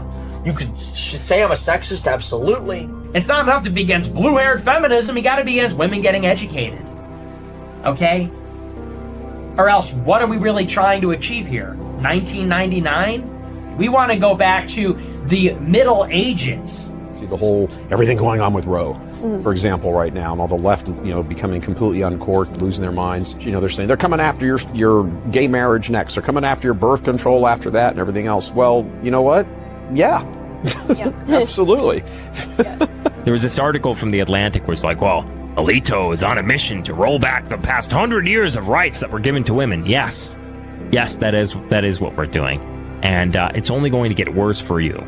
They care so much about everybody voting in democracy, and it's like if you went back to the founding, and the founding fathers would have said something to the effect of like, yeah, women and probably feminine men shouldn't be allowed to vote because then their chaotic nature would manifest throughout society. That's right.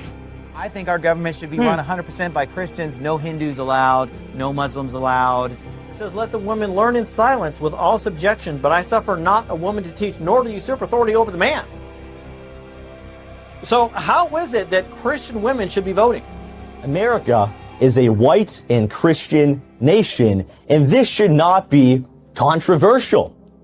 Joe Biden's a disgrace to this country. He's a disgrace, and so are all the left and the rhinos, the globalists. They Gilmore. Gilmore. I agree with you on that. America was built by and for the white Christian people of this nation. The Bible says, obey them that have the rule over you. So woman, to make your husband's job easier, just obey what he says. When he tells you to do something, just do it. Men are dumber than men. Women should be subservient to men. Women All right. have no place in male activities. Women have no place in partaking in the...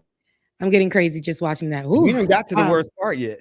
No, look, when we get to there, let's roll it because I really would like to hear it. But this is who those people represent. So when I talked about that school of young boys in that university and what they stand for, this is what they stand for. So when they're talking about, and even though they're a fraternity of white boys at a school, this is what they're doing at that school. So your daughter or whoever can be in grave trouble. These are the boys that get away with doing rape, right? Assault. All of these things, these are who get away with it because this is what they think. Misogyny, it works. I am that person. I don't think women should have rights. I don't think this, but they're only for sex purposes. Yet gay sex isn't allowed. Yeah, if you go through their history, and as we talked about how at the RNC and things like that, those were the people who were actually involved in a lot of gay activity, LGBTQIA plus activity. They shut down Grindr. They shut down Grindr, shut down Grindr, and this is a lot. It sounds like a joke, but this is a fact that actually happened. So what they are saying that they are against, they're actually doing in the background. They're actually benefiting from, but they want to present that these are not the right ways. So they promote the hate so that they don't have to do the dirty work. They promote it. They put it out there. They are the leaders of it. And then everybody else who is eating it alive takes it. And I'll go as far as it's not just the white people. We have people who carry on those those white talking points, those white nationalist talking points, those racist talking points, those where they take marginalized groups and they hurt them with their talking points. And I'm talking about none other than, we've seen a lot of rappers in the conversations when it comes to stuff like this. But the latest rapper who we're going to go to him, and then we got to go back to Justin Trudeau, but we're going to go to him. And I'm talking about rapper whom I love his music, but Boosie, right? The rapper Boosie, who actually made commentary, since we're on the LGBTQIA conversation, who sat there and I guess he was getting interviewed somewhere, and in front of so many different people, not only in front of that crowd, that clip went viral. Not only did that clip go viral, his followers who follow him, who he has millions of followers, went over to attack his daughter. And I'm talking about the conversation that he had when they asked him about his daughter's sexuality and his young daughter's sexuality. And he said that, oh, I love her, whatever. She can come around, but she can't come into the house with no partner, with nothing, because I don't want her to contaminate my other kids. Mind you, this is the same Boosie that essentially, I keep using that word because I'm trying to be careful, but raped his son at his birthday. Literally brought a prostitute, a sex worker, to come and have sex with his son, I think when he turned 13 or whatever the age was, to come and take his son's virginity to make sure that he becomes a man. And so this person who took away something from his son is saying that his daughter can't come and contaminate the rest of the children because of her sexuality. I want you to slide over to the video, David. I want you guys to hear exactly what he said at this meeting. And this is where I say that they continuously take on not only white people who stand for it, they know who to get. That misogyny, that runs deep through all of it. Through every race, through every that misogyny. So they know if I can get this group of people with misogyny, we can get this group of people with this and that and that. Here we go, right here. And they can then bleed on people with their nastiness. They can bleed on their own children. Now, let's take a listen. David, swipe over to the video. My daughter came out and told you she was gay. It was nothing. I mean, she still can't bring her situation to our house. My daughter's grown. Well, why? She's grown. Because I don't want it to contaminate her other. It's a generation we raised. I don't want her kids to get contaminate into her other 6, 7 sisters who look up to her. I want them to bring me grandchildren the right way. If I want grandchildren the right way, I like that person who they said in the audience. that's what I'm gonna stand on. You know, if I don't want my other little girl to look at that and say, "What's that, Daddy?" Contaminated. To somebody she looks up to, it's not gonna come around. My grandpa didn't let it. My daddy didn't let it. And I didn't let it. I just hope the one under me, when they take this throne, they don't let it. Because that's not what our family believes in. So she ends up and so she ends up having the conversation as well, joining into the conversation. So I can't wait to hear what you guys have to say, but I also want you guys to hear, if you swipe over, David, you hear what the baby girl actually, how she responds. Beautiful girl too. She looks just like her dad. She is. Know what a story for real, because this ain't even my character. I don't really be getting on here and giving y'all what y'all want, but I feel like my daddy want me to give y'all what y'all want, and he want me to give him what he want as well. Okay, so he always speaking on my sexuality. The whole world know that. And it been about 2 years now that I'll be quiet. I keep quiet on the shit. I wouldn't say nothing. You know, I just go with the flow. I did everything in my power to understand that this is my father, regardless. Like, I'm gonna accept him and love him for who he is. So I just seen he recently did an interview with Carisha, and he Let's skip the next one. used the word contaminating and putting my siblings in it with that. If you know me, this shit make me so mad. Bruh. If you know me,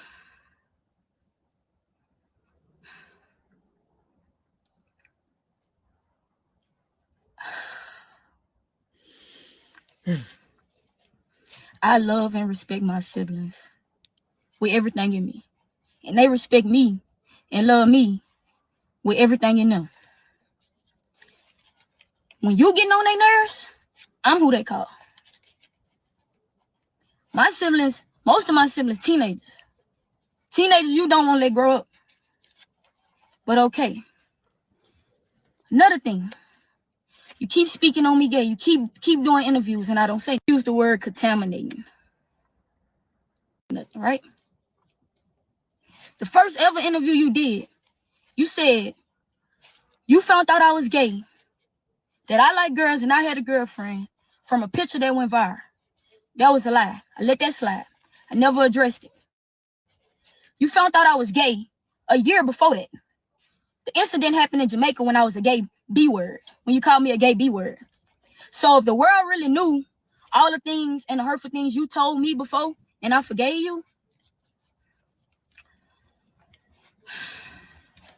you wouldn't even understand. And no matter how you feel, at the end of the day, nigga, I'm your blood. I am your daughter.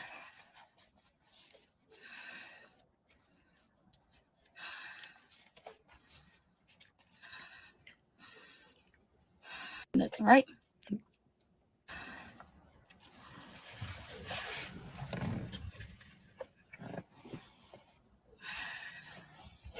And me, I feel like I done been through the most with you.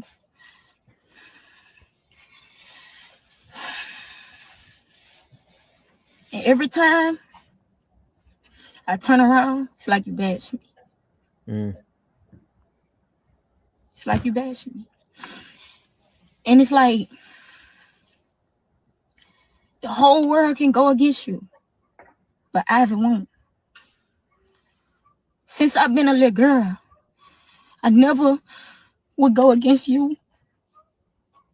Okay, we can stop it right here because it gets very, very intense. And she, goes into how she still loves her father.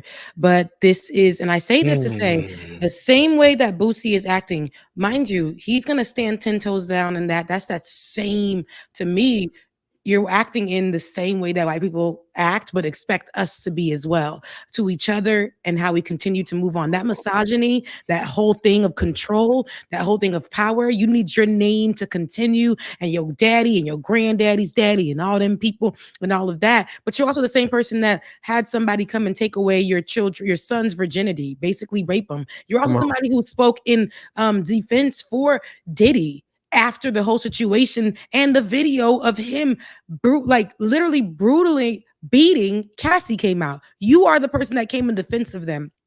And now your daughter, who knows all this about you, is still offering grace and love to you and protecting too, saying, don't bring my siblings to my love. And I protect into this conversation that is between you and I.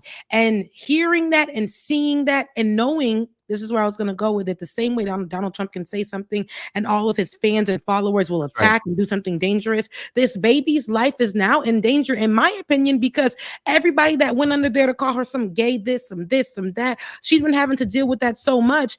And if something were to happen to her, because of the millions of followers Boosie has that have the same alignment, the same thinking with him, who are attacking her for just who she is. Let me tell you why she gonna be straight. Because we ain't gonna let that shit happen.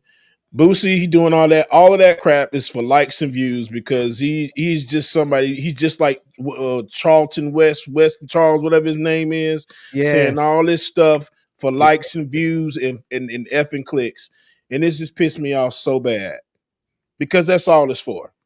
You do all this bashing because you know that it's going to bring attention to you because you ain't had shit and did shit in years. So the only way that you're going to be able to get any kind of views and damn likes is by bashing your own goddamn daughter.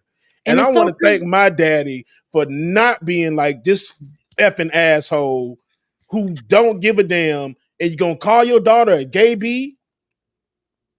So thank you, daddy. Mm-hmm. For sticking beside me. Mama, I love you too, but you already knew. But thank you, daddy. Because he showed me. And I don't want y'all to think that every black man is like this because they not. But you do have those people, those black men sometimes that we don't have to worry about Donald Trump and the rest of the country. We still got to worry about the black people in our family that's putting our asses, treating us like we're just some kind of freaking disease. Like we can't have a life. You worry about your daughter contaminating the other kids. Nigga, your fucking kids is born like that. They don't be born like that any goddamn way. I'm sorry. Excuse me.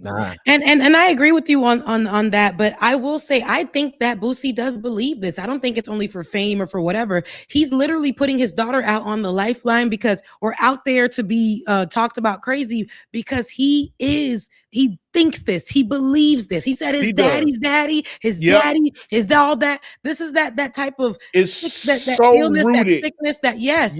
So now he's saying, I gotta do it because this is what it was. Meanwhile, you are the same person that hosted, I think it was a cucumber party, sexualizing women, doing these different things to women, in defense of abuse to women, just protecting these people. R. Kelly, Diddy most recently. This is what you do, and you throw your daughter out on the fire because this is the worst thing you can be, is a gay person. This is the worst thing you can be.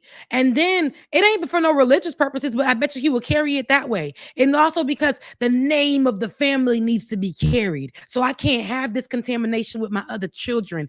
This is your seed. And you put her out there in the front of everybody, not for likes, because you are upset about her lifestyle. So you did it because out of hate, out of resentment, out of whatever it is that went against what you wanted your daughter to be.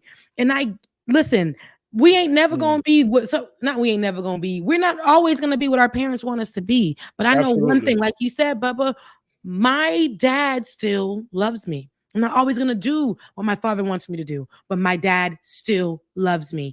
And Boosie cannot say that he's acting out of love because he lets her come into the home. He can't say that.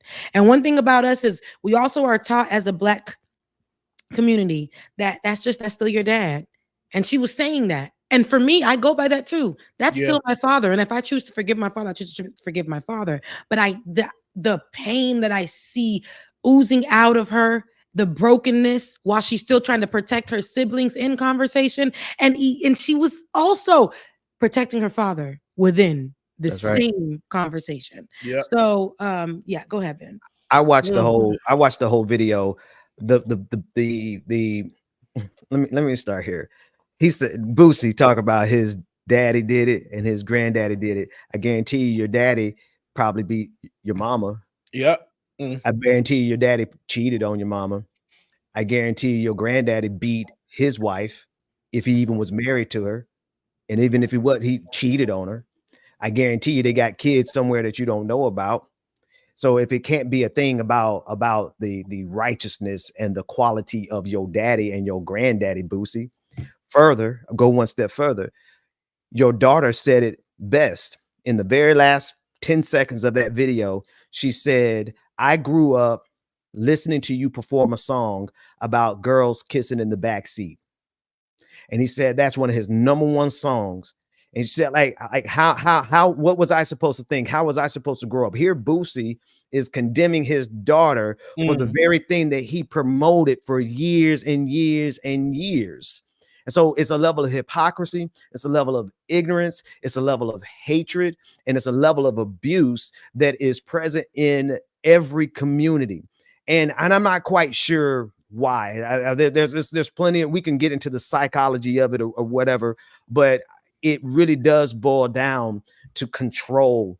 It boils down to having power over women. It boils down to having control over your daughters. And Rebecca, the last thing is, you already said it, but I just want to, the fact that Boosie paid money for a sex worker to come in and sexually assault his sons, and he believes that is more appropriate than his daughter liking another woman, really shows you how twisted and how perverse his thinking is. But it's not just Boosie. There are so many men who think like that. There's so many men who think that that's how they raise strong boys. That's how they raise strong men. And that's exactly how we get to where we are today, with a whole generation of little Nazi boys who can't control women. And so instead of getting themselves together, they become mass shooters, they become rapists, they become all these things that we see, and they're all connecting with each other now. And the scary thing about it is they're not just connecting with each other, they're connecting across races. You have black little Nazis like this who are teaming up with the white Nazis like this, all because they can't control women. No, that's So absolutely what it is. Go ahead. I was about to say, somebody just said the toxic masculinity, but the other part of that is they're not secure in their own sexuality because when they were coming up, they were scared to be who they are. So now you have to dig down into your kids, and it's just going far back as we can remember to try to dig into these kids. No, you should be straight. You should marry a woman. You should do this. You should do that. You should beat your wife. They should be in the kitchen cooking you dinner. No, bro, that is not this. It's never gonna be. And then when this gets, he's talking to Carisha, mind you, Carisha, who is associated with Diddy in some way, shape, or form, who is taking over Revolt, which is a Diddy platform now taken over by other people. But he's talking to her, and Carisha is also somebody who said, "I don't want my son to be gay. I want my son to be gay." Your son is first of all, having this conversation where your son is literally 2-3 years old is insane. Who asked you for this type of conversation? I want my son to be gay. He can't be gay. He can't da. But I love how Ivana said, my father, which is one of my favorite songs, right? But my father had this song where 2 red bones kissing in the backseat, girl, don't stop, keep going. It relaxed me. That's lyrics from Boosie that we dance to every homecoming, every time we go back to fam, she's right. And as a little girl hearing that, your father is saying that it's okay to be gay, and then you are gay, and now you're a contamination to the... He ain't gonna blame himself though. He's not going to look at himself and realize that you created the conditions, the very let peradventure. Let's just go down a train of thought. Let's set aside being born that way, and let's go with how you were raised. Boosie, that's one of your biggest hits. Your daughter listened to that probably every day, 2-3 times a day. You used to perform it all, and you're not going to look at yourself. But you're going to instead say that she's the contamination. No, my brother, you are the contamination. You are the contamination. Absolutely. Yep. And we already know what this is looked down at in the Black community, especially if you're Caribbean. You're marginalized. Oh, baby. It's even worse. It gets crazy, okay? Yeah. You get sent off, you get detached from. I'm surprised to see some gay Haitians who are finally being posted on the predominantly, Haitian pages or content. I'm surprised to see that actually being a thing, because I know how much it's looked down at. But parents are starting to realize whether or not I agree with my child's lifestyle, I love my child. Right. I love my child, and I would never go out there and put my kid in a position to be attacked by millions of people, and to be for who they are, and for something that I promoted for a very long time. What a pathetic father this dude is. These kids are abused on every single level. Of Boosie's children are in danger. Yes, they are in danger. Look at him. And is this the Carisha that was she dating Diddy most recently? Yeah, this is a Young Miami. She's the last person that we know. Yes. Now is she gonna talk of all people? Yes. Who gonna talk about? Now I will say I love y'all, Miami. Okay. Now she probably said she didn't want her son to be gay, but let's be honest, she has several gay friends. I mean, her best friend is Santana, who is 1,000%, 100 no, times. I'm not saying that, but that's still anti-gay rhetoric. Whether or not that's like me saying I got Black friends. I don't like when white people say it. That makes you not racist. No, but your family is racist and your thought process is racist. So I don't care if your friends is this and that and da da da. You are Santana can take it, because Santana has also been somebody who's been in an environment where they telling him, we don't want a little boy who's gay either. We know that, from Santana's upbringing. So. Is this the same Carisha that threatened somebody saying I could get Diddy to force you put you on your knees to Diddy's recent baby mama? Yeah. To force her to get on her knees and to do X, Y, and Z to her. Sexual acts that in an abusive manner. And I can get Diddy to do that to you. Bubba, imagine if I were to tell you, as your friend, as you my gay friend, and you don't even perceive as gay just on a look, right? But I'm like, I don't want my kids to be gay. I could want a certain lifestyle for my kids. We all do. I'm pretty sure you want one, whatever. But I'm telling you, as somebody who had to grow up hiding who they were because of the same thing that Carisha has said has been told time and time again. So the child ends up fighting himself or who they are or herself or whatever the case may be. And no support. And now going down, what? Like you were telling me, you had to go to parties in disguise and your daddy had to find you. You know, that was funny. Some kids are parties that are dangerous. Some kids are going online and meeting with older people to experience something and acceptance for who they are. So parents, whether or not you like it, you birthed this person, you created this person. There's nothing you can do about the lifestyle they have unless you can. But when it comes to stuff like that, you need to either support them, talk to them, to let them know that that's how you feel right now. You just feel like you can't change it. You're upset about it, but I love you always and I support you. There are ways. I'm not even a parent yet, and there are ways I want my child to be, but my child may not be that way. Yeah, absolutely. Because I have gay friends that always say, I don't want my child to be gay. And why is that? Because of how. Mm-hmm. And about to say it's because of everything that they went through coming up as being a person. I'm like, and it's always one of those things, like you said, Becca. I can have a way that I want my child to be, but if that's the way that they are, then that's where they are. I'm not going to do anything to fight, stop, or change their mind. Now, to me, that's when it becomes the issue to me. Like, if you have a child and you are starting to do stuff to try to sway your child to become one thing, baby, you're going to fail. I don't like to say I don't have kids either, but I already tell you, you're going to fail. Yeah. These people think it's crazy. We live in a country where they believe there's a whole bunch of people, black, white, and other. They all believe that if they oppose abortion, they are moral. And if they oppose same-sex attraction, that they are moral. Never mind the fact that Boosie just paid someone to come sexually assault his children. Never mind the fact that Carisha is out here threatening people with sexual assault. Never mind the fact of everything else that they do that shows that they are deeply immoral people. They think they have some kind of moral high ground. At least I'm not gay, is what they say, right? Mm-hmm. At least I don't do that. But baby, you drugging people. You drugging people and raping them. You think you moral? You right. Putting firebombing Kid Cudi's car, did he? You think you moral? No arson. All these people think they have some kind of higher. Oh, at least I don't support abortion. You beat your wife every week. What are we talking about here? You cheat on your wife, but you oppose abortion. You somehow moral. Man, God, Lord, come, Jesus, come. Lord, please sound the trumpets, Lord. Like, because God, is this the same people that you said we supposed to? I don't turn the other cheek. They more listen. I would rather be in hell than to be around in heaven around this type of Christian. I'm sorry. Send me to hell.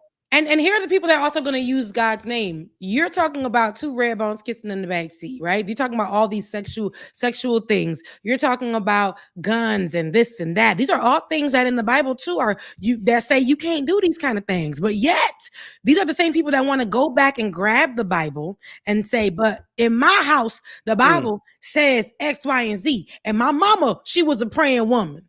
She's praying because her daddy was beating her across the head.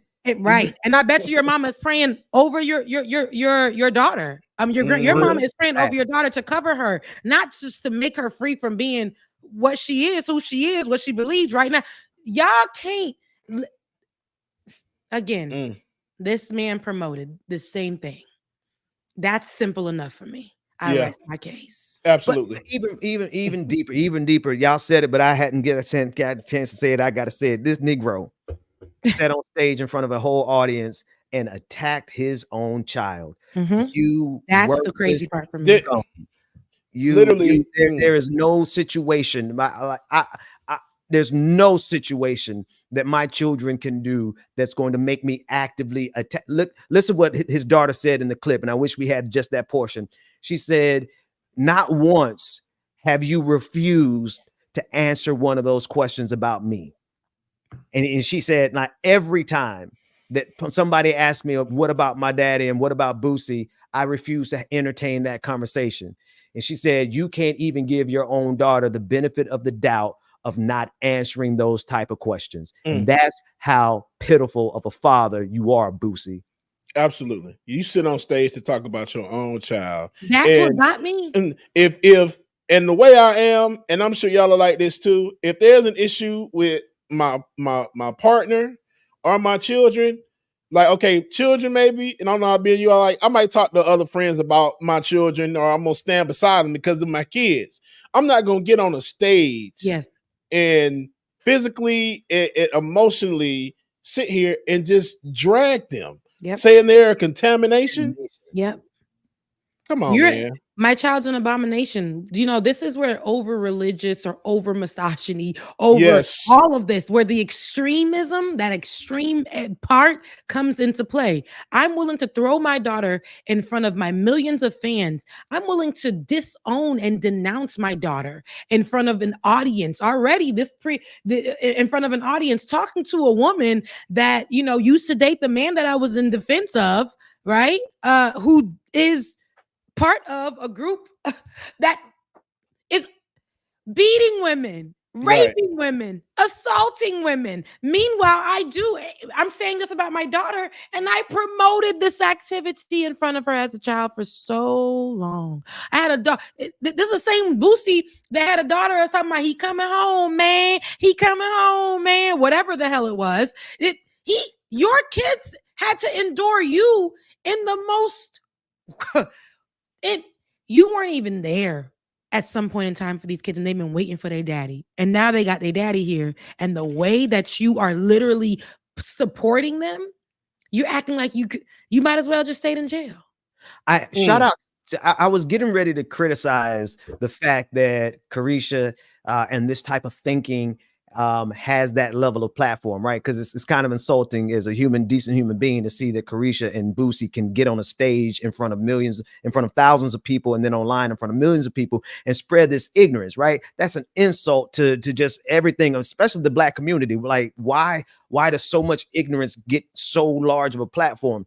But shout out to that portion of the audience that recorded that clip, because they were like, nah, Boosie. They were like, contamination. Nah. Contaminate. And I'm glad that in her audience that there were those people that did that. And part of me wants to believe that maybe that was the reason why she had his punk ass on there.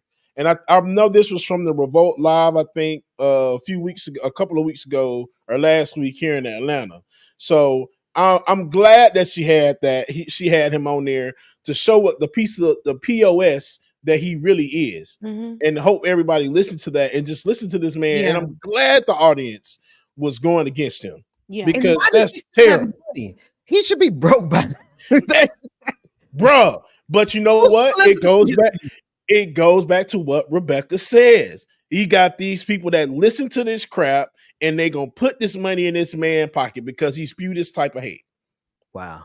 And you know what's crazy? They say, oh well, you know, we're living in this new era, this new day. But like I was saying, a lot of those old ways and old thinkings, they drag into today, and it brings hatefulness, and it brings division, and it brings pain, and it's very, very dangerous. Dangerous, because somebody who would do this to his daughter, what do you think he'll do to somebody else? Think about men who abuse their wives.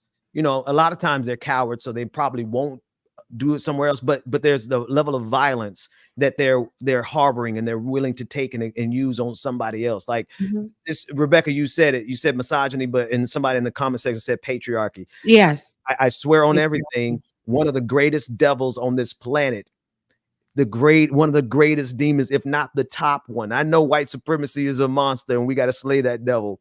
But patriarchy is a close second, if not number one. That thing has been destructive throughout world history. And if we don't get our hands around its throat and strangle it and bury it, then it's going to bury us.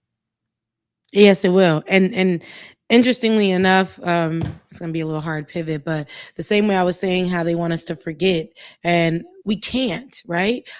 We can't forget these type of things, and systemically, they want us to say that, you know, Boosie has grown as a man. You know, Boosie is a father now. Boosie is this. It's the same person that has a yearly party with over sexualization, again, who thinks that his daughter cannot be free, and who she is when he taught that. Right? When he put that out there, but also in a dangerous manner. And she's just living her life. She's just trying to be who she is. And he doesn't want her to be that. He doesn't want that in his household, yet he spreads that out for everybody else, right? For the thing that he allegedly doesn't agree with. He doesn't agree with it when it comes to it being his daughter. But moving forward, a lot of people don't agree that we've played on this show a lot of, and this is going to go back to censoring the Haitians, but a lot of people don't agree that Haitians aren't really in danger in this country. They should go back to their country and take care of themselves and stop asking America for a handout. Meanwhile, Justin Trudeau, you can grab that video. Oh, I like that clip. Justin Trudeau, who was seen walking down the street or wherever he was for a meeting, was questioned about why does America run Haiti that money? Why does why do Haitian people, why are they still paying for their freedom? Can you answer us that? Why are they still paying for their freedom? They're suffering because of them financially, because they had the audacity to free themselves fair and square.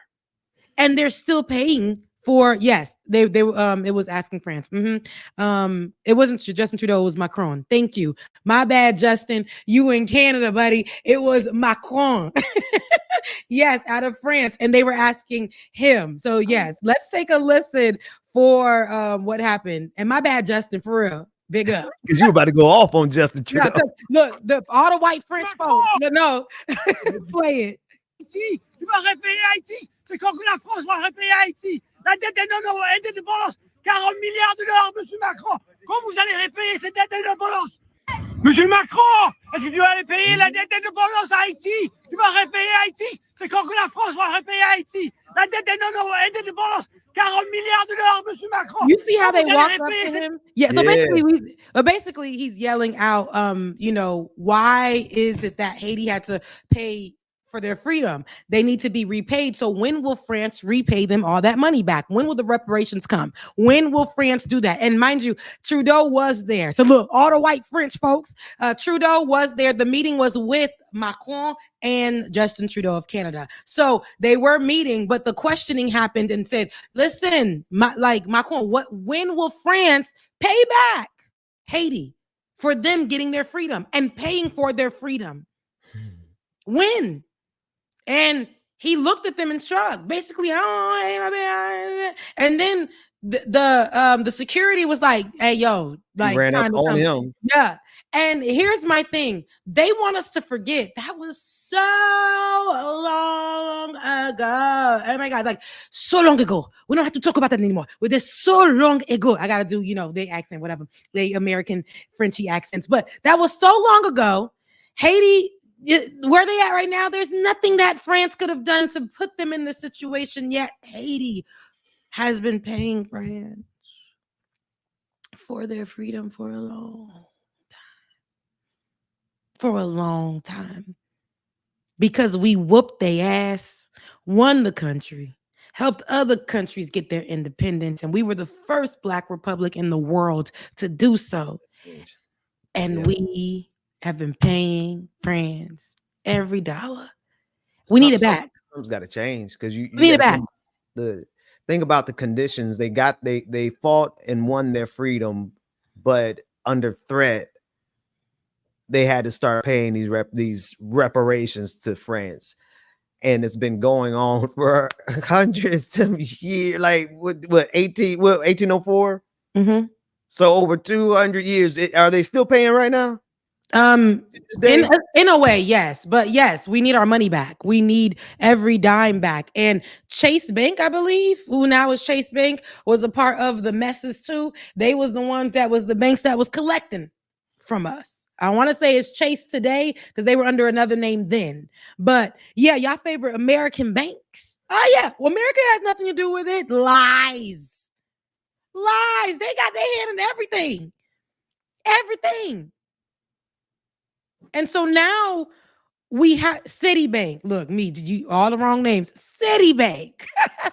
Citibank is what is one of the banks that we had to pay back, and that is under literal America swear they got nothing, no connection, no nothing. When that man sat down and tried to give his point of view and said, well, Haiti's just looking for a handout. No, America was built off of none of their hands go into anything built off of American nothing. Black Americans built it with their blood, sweat, and tears. The indigenous people already had a life here before. So historically, we know how America likes to go into these countries, take, and then go back and sell a narrative.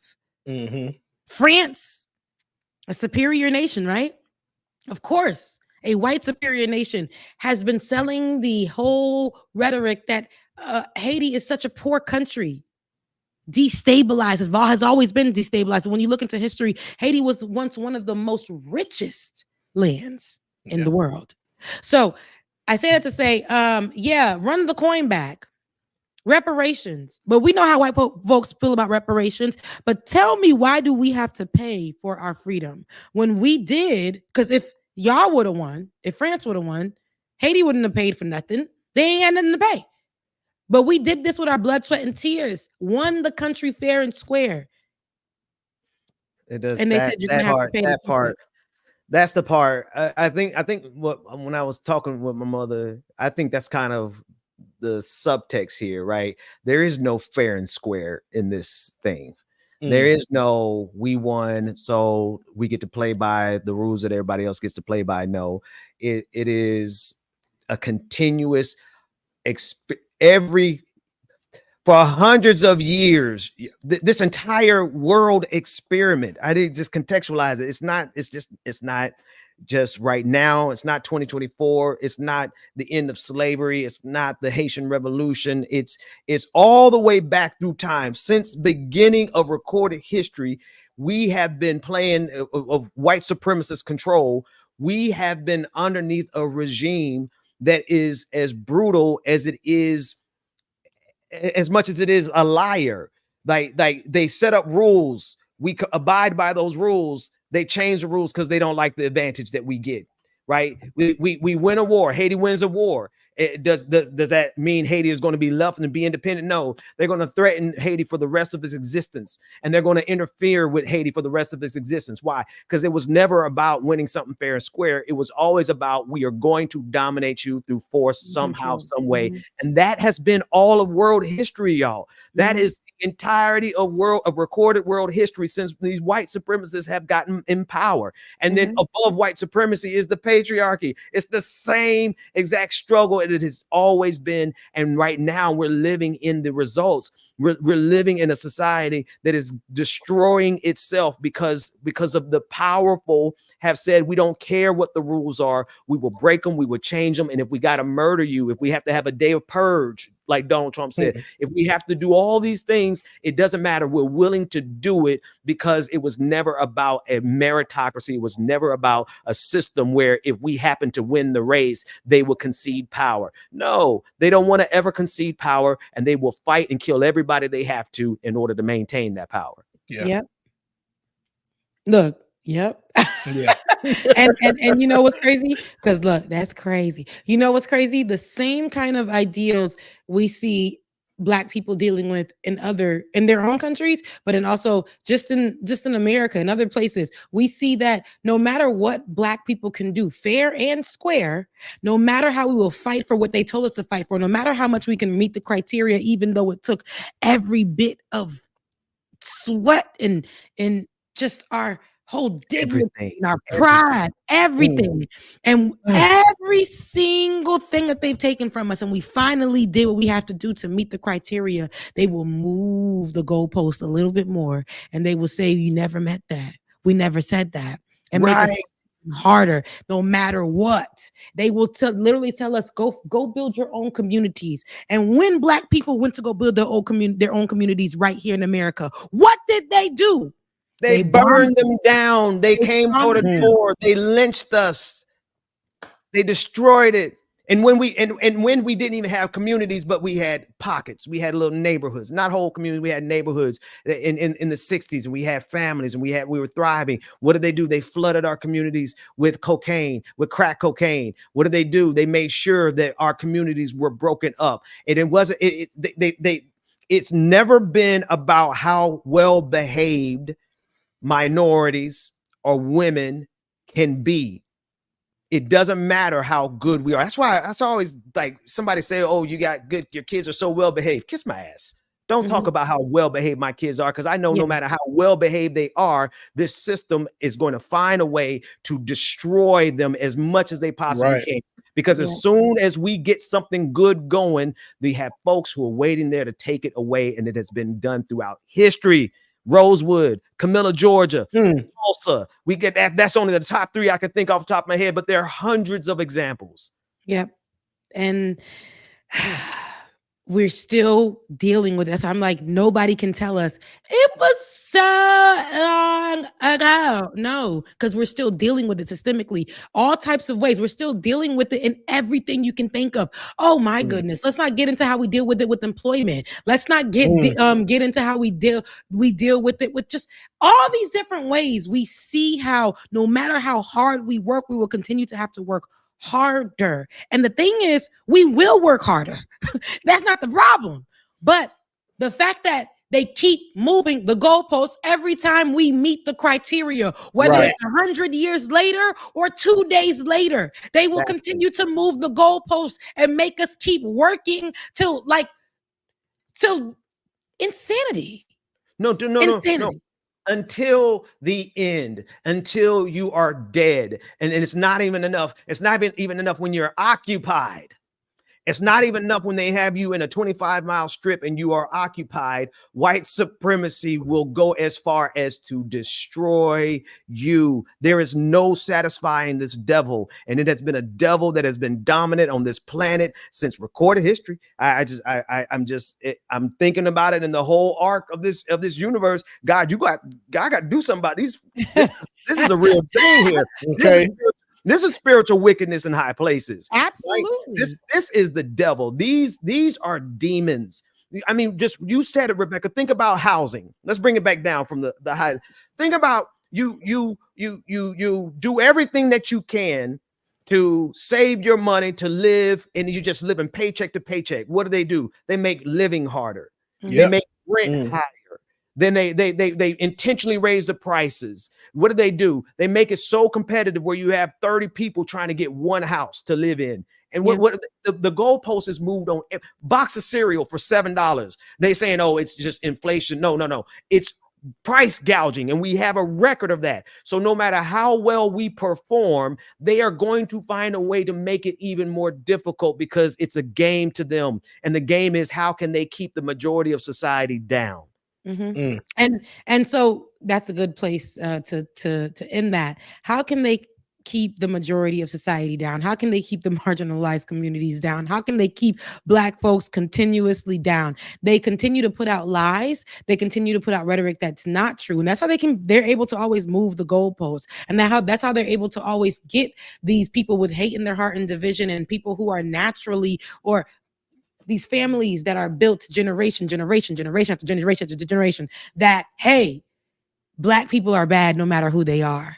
So always see them as a threat. This is how they feed them. This is how they keep them the way they are. And this is how we place them into seats where they become our leaders in these different communities. So that community that's predominantly Black, that you got that white leader in, and then you figure out, whoa, this is what he thought about us all the time. I'm talking about Louisiana Republican Congressman Clay Higgins, who a few days ago, after we still are dealing with the comments about Haitians in America, of the false comments that were given by J.D. Vance out of Ohio, Springfield, Ohio, that they're eating the pets. And they made sure to use the word pets because we know how Americans feel about their pets. We've already gone through that. Watch our previous videos. But just 5 days ago, Louisiana Republican Congressman Clay Higgins, who has now deleted this tweet, tweeted out, said, LOL, these Haitians are wild, eating pets, voodoo, nastiest country in the Western Hemisphere, cults, slapstick gangsters, but damned if they don't feel all sophisticated now, filing charges against our president, because Haitians did that after he made those false statements. And we'll get to that in a second. But filing charges against our president and VP. That's not our president, actually. Donald Trump is not our president. And, Dang, I missed that. You're right. JD Vance is not our VP. But saying filing charges against our president and our VP, all these thugs better get their mind right and get their ass out of our country before January 20th. Again, another whistleblowing thing, because what the hell is going to happen on January 20th? The purge. That's what they want to happen. That's so what they want since then, this post was taken down, but this was in response to the fact that a Haitian nonprofit group was seeking criminal charges against former President Donald Trump and JD Vance for them repeating these claims about the Haitians migrants in Springfield, Ohio, eating pets, which has since been debunked. From day one, it's been debunked, but debunking has happened in so many different ways. I don't know how much they can make this more, that statement more of a lie. But even the person over the investigation of these false claims, even the person over the investigation of his alleged assassination attempt in West Palm Beach, Florida, which is my hometown. Girl, the lawyer is Haitian. Oh yeah. Oh wow.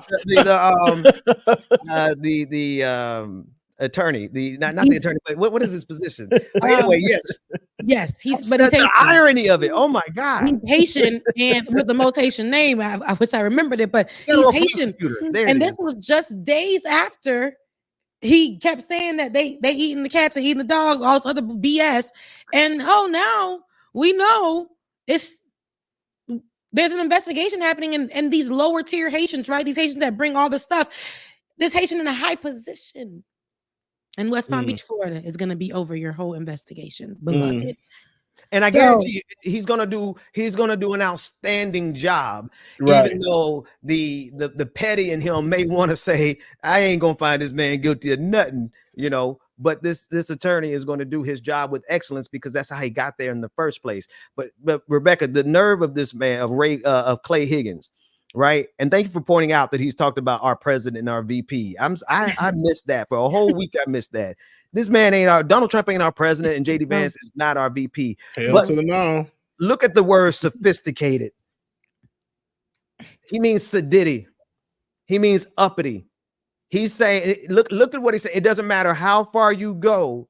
Once you have degrees and pedigrees and experience, and you get high-ranking positions, then they start insulting you as being sophisticated, as if you are outside of the norm for a Haitian, right? The fact that these Haitians got together in Springfield and charged, right? They brought charges against Donald Trump and JD Vance, and now it's up to the judge to determine whether or not they're going to actually send out an arrest warrant. Probably won't happen. But the fact that this Haitian community's organization used the law as it is designed. They are meeting the criteria. Yeah. But now a sitting congressman saying, you too sedity for us, get your asses out by January 20th. That's another example of moving the goalposts. If we play their game and we're better at it, then they would just outright threaten us, because it was never about how well we could play the game. It was about how well they can keep us down with the game. And the organization, the nonprofit organization, is the Haitian Bridge Alliance, who comes to the aid of Haitians, especially when all of these false claims happen. They are the first ones, one of the first ones, because there's other groups as well who are nonprofit, but they don't care who you are. What's up with it? So now they're looking for, they're asking for, I think the ACLU is looking for Clay Higgins to step down. Because of his comments. And so he removed, and here's what they do. They love to do this one right here. When it got a little hot, when Donald Trump didn't stick up for him, when the VP, right? When the president and the VP didn't say, that's my boy. When they didn't do that, he was like, I made a mistake. They gotta walk them comments back. I just But it's funny. He said that he made a mistake. They said at the meeting, I think at one of the meetings, this is what I'm reading it, right? And I find this to be funny, but there are two parts to this, because this is what white folks do. They said he was approached on the floor by colleagues who said that it was offensive, by his own colleagues. But then he went to the back and he said, I just talked to him about it. And he said he went to the back and he prayed about it. He prayed about it and he regretted it. and he pulled the post down. That's what you want the gentleman to do. I'm sure he probably regrets the language. And this is on video. What I'm saying is right now, it's actually on video. It regrets the language. And this was by I think it was House Speaker Mike Johnson who was repeating this for him. Yeah, but this is what you want to do, the gentleman to do. I'm sure he probably regrets the language he used, but we move. We forgive. We believe in redemption around here. Right after damage is done, after bomb threats is being called into a whole damn city, after folks is being threatened to be murdered because of them being Haitians and people afraid of them being near their pets. Really? We believe redemption around here. Okay. But listen, Higgins said, no, you know what? F that. CNN put me on the line, turn the mic on. And he said, it's all true. I can put up another post, another controversial post tomorrow if you want me to. I mean, we do have freedom of speech. I'll say what I want. He said it was intended. Then he went on to try to say it was intended for Haitian gangs. Haitian gangs. Good. And they will stab you in your chest and say it's in your best interest that we stab It's in your best interest. The sky is green. And the grass is blue. And I am sick of this. See, this is what I'm telling you. After the damage is done and the dangers are already out there and the fear is already put out into the atmosphere and people, my mic, because I was getting ready to go in. No, and your mic is still good. Your mic good, yeah. Your mic is good. Your camera not so much. My camera not so much. So y'all continue. I'm gonna get the battery. No, actually, David, I dropped the clip of Mike Johnson. Mike Johnson actually saying this, we live in such the best word I have for it, folks, I'm sorry, is asymmetrical. It is an asymmetrical war that we are in, where their side can literally say anything, do anything, and get away with anything. There is no crime. There is no mistake. There is nothing wrong. There's nothing that can be done on the right is wrong. Everything that is done on our side is wrong, no matter what. Everything. Listen to this clown who needed Democrats to help him get a continuing resolution, but I digress. Go ahead. Any comment on the tweet that Clay Higgins put out today about hate killing? I heard about that on the floor just now as well. Clay Higgins is a dear friend of mine and a colleague from Louisiana, and a very frank and outspoken person. He's also a very principled man. And I think he tweeted, I didn't even see it, but he tweeted something today about Haitians, and he was approached. Okay.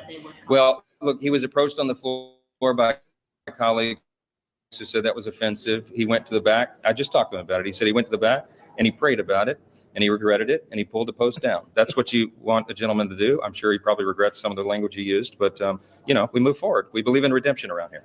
Any comment on the tweet that? I just want to note the. I'm gonna go back because I want to see what the reporter said to him that did this, but his eye roll here, interesting. Flavor, yeah. He was approached. Okay. Well, look, he was approached on the floor. What did he mean by January 20th? Yeah. The comment about January 20th. He was questioned about, okay, what about his January 20th mention? Oh, there's something else, and he's rolling his eyes about it. So he can excuse this one, but he can't. But he's just gonna shrug off another one. Yeah. Yeah. And Rebecca, are you saying that Clay Higgins came back afterwards and said, "Nah, that's not how I really said, feel"? No. I said what I said. Listen, I said what I said. Look, I'm 10 toes down. And then he tried to come add to it. Oh, while there is free speech, I was talking about Haitian gangs though. Yeah, we are in trouble. Humanity is in trouble. These society's in trouble. It is we are less than 4 years away from a world that looks like Donald Trump, Vladimir Putin, Viktor Orban, Marie Le Pen. And what they do with that is to invade Ukraine, deport over in the United States, deport 20 million immigrants. And there's going to be a whole lot of folks who are naturalized citizens who are going to get deported in that. What are we looking at? We're looking at a whole global order that has the democracy is dead, right? That truth is dead, that science is dead out of necessity. Right? Science has to die because science betrays the conservative movement. We're really looking at something even worse than idiocracy. Idiocracy was funny. We're looking at idiocracy matched with Hitler all across this world, and we're right on the doorsteps of it. Yep. Yeah. Woo. So get your guns. No, we for real. We don't have enough guns to beat these people. Yeah, I think this should just, like, we say this all the time, but there's more of them than there are of us. And that's what sucks about it. I know that we'd like to think that we are a marginalized group here in America. We just are. We make noise. We do the most work. We carry the country. I'm talking about Black people and immigrants, Black and brown immigrants. We are the one that causes America to function and go round and round, and for people to continue to be capitalist. And we are the ones that do it. We're the ones. And yet, when we have our allies, even, it's still not big enough, because, like it or not, some of our allies have those ideals that are problematic as well. And we can only do and say, our channel is, this is our channel. We utilize it so that we can be a voice to the truth and that whole thing, and the voice of the voiceless, and push out conversations that do center Blackness, because media seems to forget us when it comes to that, even though we're the ones that are impacted the most by a lot of these stories. Just in general, we're looking at leaders and we're hearing about leaders who put out lots of misinformation, dangerous signaling, right? About Black people, about immigrants, about brown folks, about all of these, about LGBTQIA plus community, and will do this virtue signaling, and people die because of it. Immediate responses from the ones who are supporters of these people. And mind you, we're just seeing what has always happened, but now we're seeing it in real time in the social media world, and we're seeing it where they don't even care. Right. They will have things like the RNC. Now we have access to seeing globally now, and they will treat it like a whole KKK rally. Yeah. It's because the evil has organized. Right there, man. Evil has organized. Come on with it. One of the best lines off of that show called Evil. I wish it was mine. I took it from Evil. Oh, come on, that's good. They have found each other online. They have found each other on social media, and they have replicated the power that we had with Black Twitter, with Black social media, with all the revolutions that started as a result of being connected online. They've learned it. They replicated it, and now they're using it to serve evil purposes, to serve white supremacy, to serve patriarchy. And now it's not enough. They got to go one step further. They are actually using it to organize the violence that Donald Trump just spoke about last night, which is, let's have a really violent day, and that'll straighten everything out. So, yep. And that sounds like a purge to me. Nobody can say that that's not that time. Like, we already know that they've had days. They've planned days. We've seen January 6th that they want us to say that was so long ago. They want that was yesterday, girl. 2020. We was dealing with a pandemic. We was dealing with knees on necks. What was talking about? They saw what happened with George Floyd, and how millions of people across this country in solidarity stood up, and they saw that and said, nope, never again. They said we would never again allow that many people to move in solidarity on anything except white supremacy, except patriarchy, except greed. And but no, I think I be of good cheer, folks. I think God gonna do something about it. I gotta have faith. Exactly. Because if not, then I'm gonna buy as many guns as I can afford and just wait for them, be sitting on my front porch. You see? Because and people get upset if I say I don't want to go to work on January 20th, if I don't want my because this is the thing. If Kamala Harris wins, they gonna be mad. And they're gonna say you're in trouble. If Kamala Harris doesn't win and Donald Trump wins, they still gonna put trouble out there. They've already stated what they're gonna do. They've already got specific dates. They have a whole manuscript. They have a 2025 Bible with instructions before Donald Trump becomes president, and what that looks like to be a part of the army when he becomes president. So we got it hard on all sides of it. We're encompassed out on every side. Yeah. And so when people say, okay, on that day, I'm not going to send my child to school, I'm not going to work, I'm not doing that, we are literally having our children miss out on an opportunity for learning. We're missing out on an opportunity for money, but that's for our safety. Yeah. That's for our safety. We're doing all of this. So because of extreme, we got to go extreme. And Ben, you saying that, okay, that particular day or in that time, I'm going to have to arm myself. And people hear you say that as a black man, and oh my God, that black man he's about to do something. Armed and dangerous. Look, but see, though, I don't think people understand, though. I got kids. Mm-hmm. And I ain't like Boosie. You ain't like Boosie. I ain't selling out my kids. I will murk every single one of these white supremacists that come up to my door, that come down our streets, who fancy themselves as executing Donald Trump's purge. You think I'm gonna just sit back and just let them do that to my family? Right. Now, I ain't saying I'm gonna win, but I'm saying I'm gonna take as many of them with me as I can. As you should. As you should. As you should. As you should. Same here. I might not win, but goddamn it, I'm going down fighting. We taking some of y'all. I'm gonna be going to heaven. Y'all gonna be going to hell, but we gonna be going at the same time. What Nino Brown said, if I'm going down, I'm taking everybody with me. With something along them lines. I'm leaving here with something. I'm leaving here with something. So, with that being said, we're leaving here with your subscription, we hope. So make sure you have liked, shared, and subscribed to each and every one of our channels if you're watching. Put up that screen, Jeremiah. I'm about to call this man Jeremiah. Man, I've been is Jeremiah in the room? He's somewhere. Put up that donation screen for us.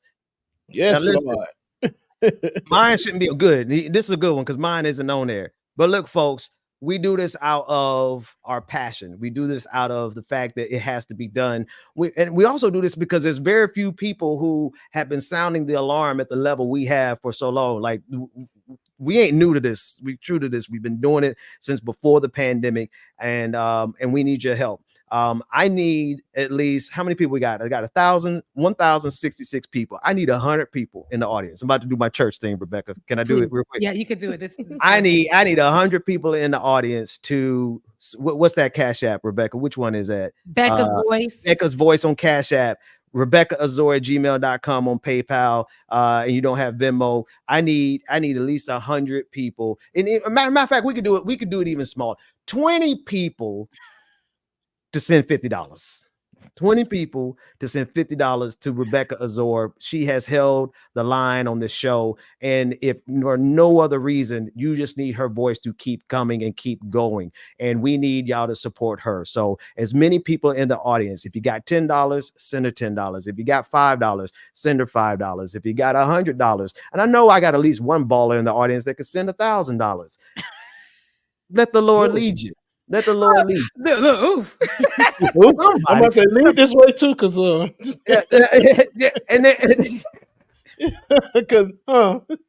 DJ Exclusive said don't leave him out either. So do the same, as many as you that can, because listen, the algorithm is against us.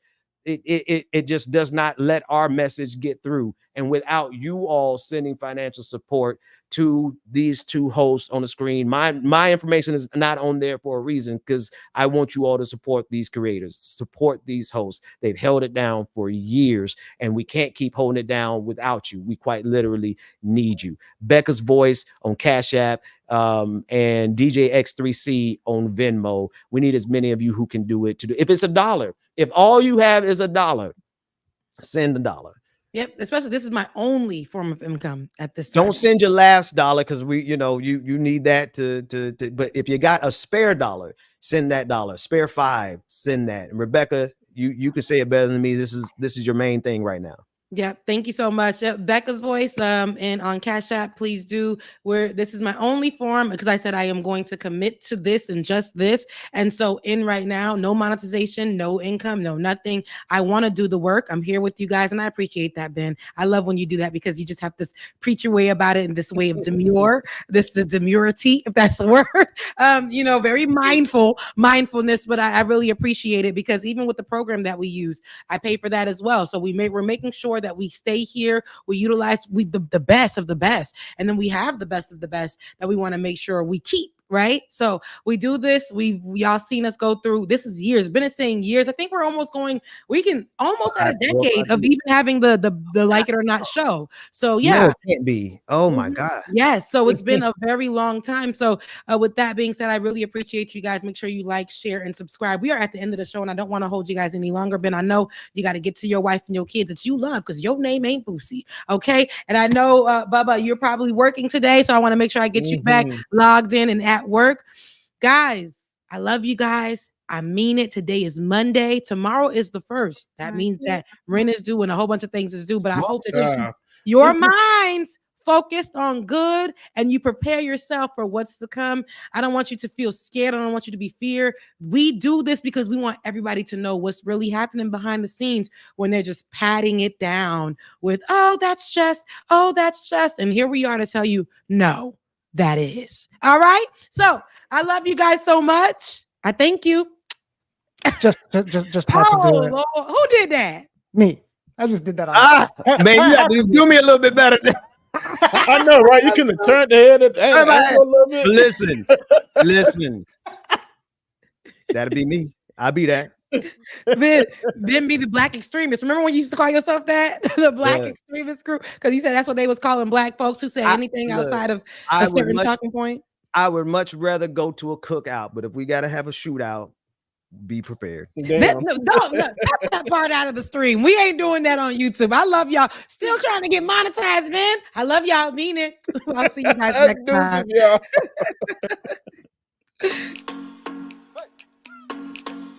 Okay, it's not going to stop when it comes to these types of discussions. It's going to be for us and by us here on this platform when the media is telling us to look the other way. Your support is what helps us move forward. Join patreon.com/like it or not. Help us grow. Like it or not, y'all. 2023. Y'all know what time it is. It's time for Like It or Not. We're about to let's start this damn show. Yes, it's time for Like It or Not.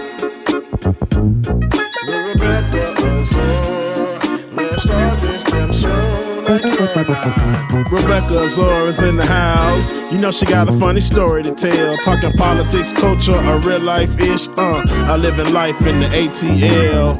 Benjamin, yeah, that's my man. He's always coming up with the master plan. Politics scheming, trying to find the meaning of life.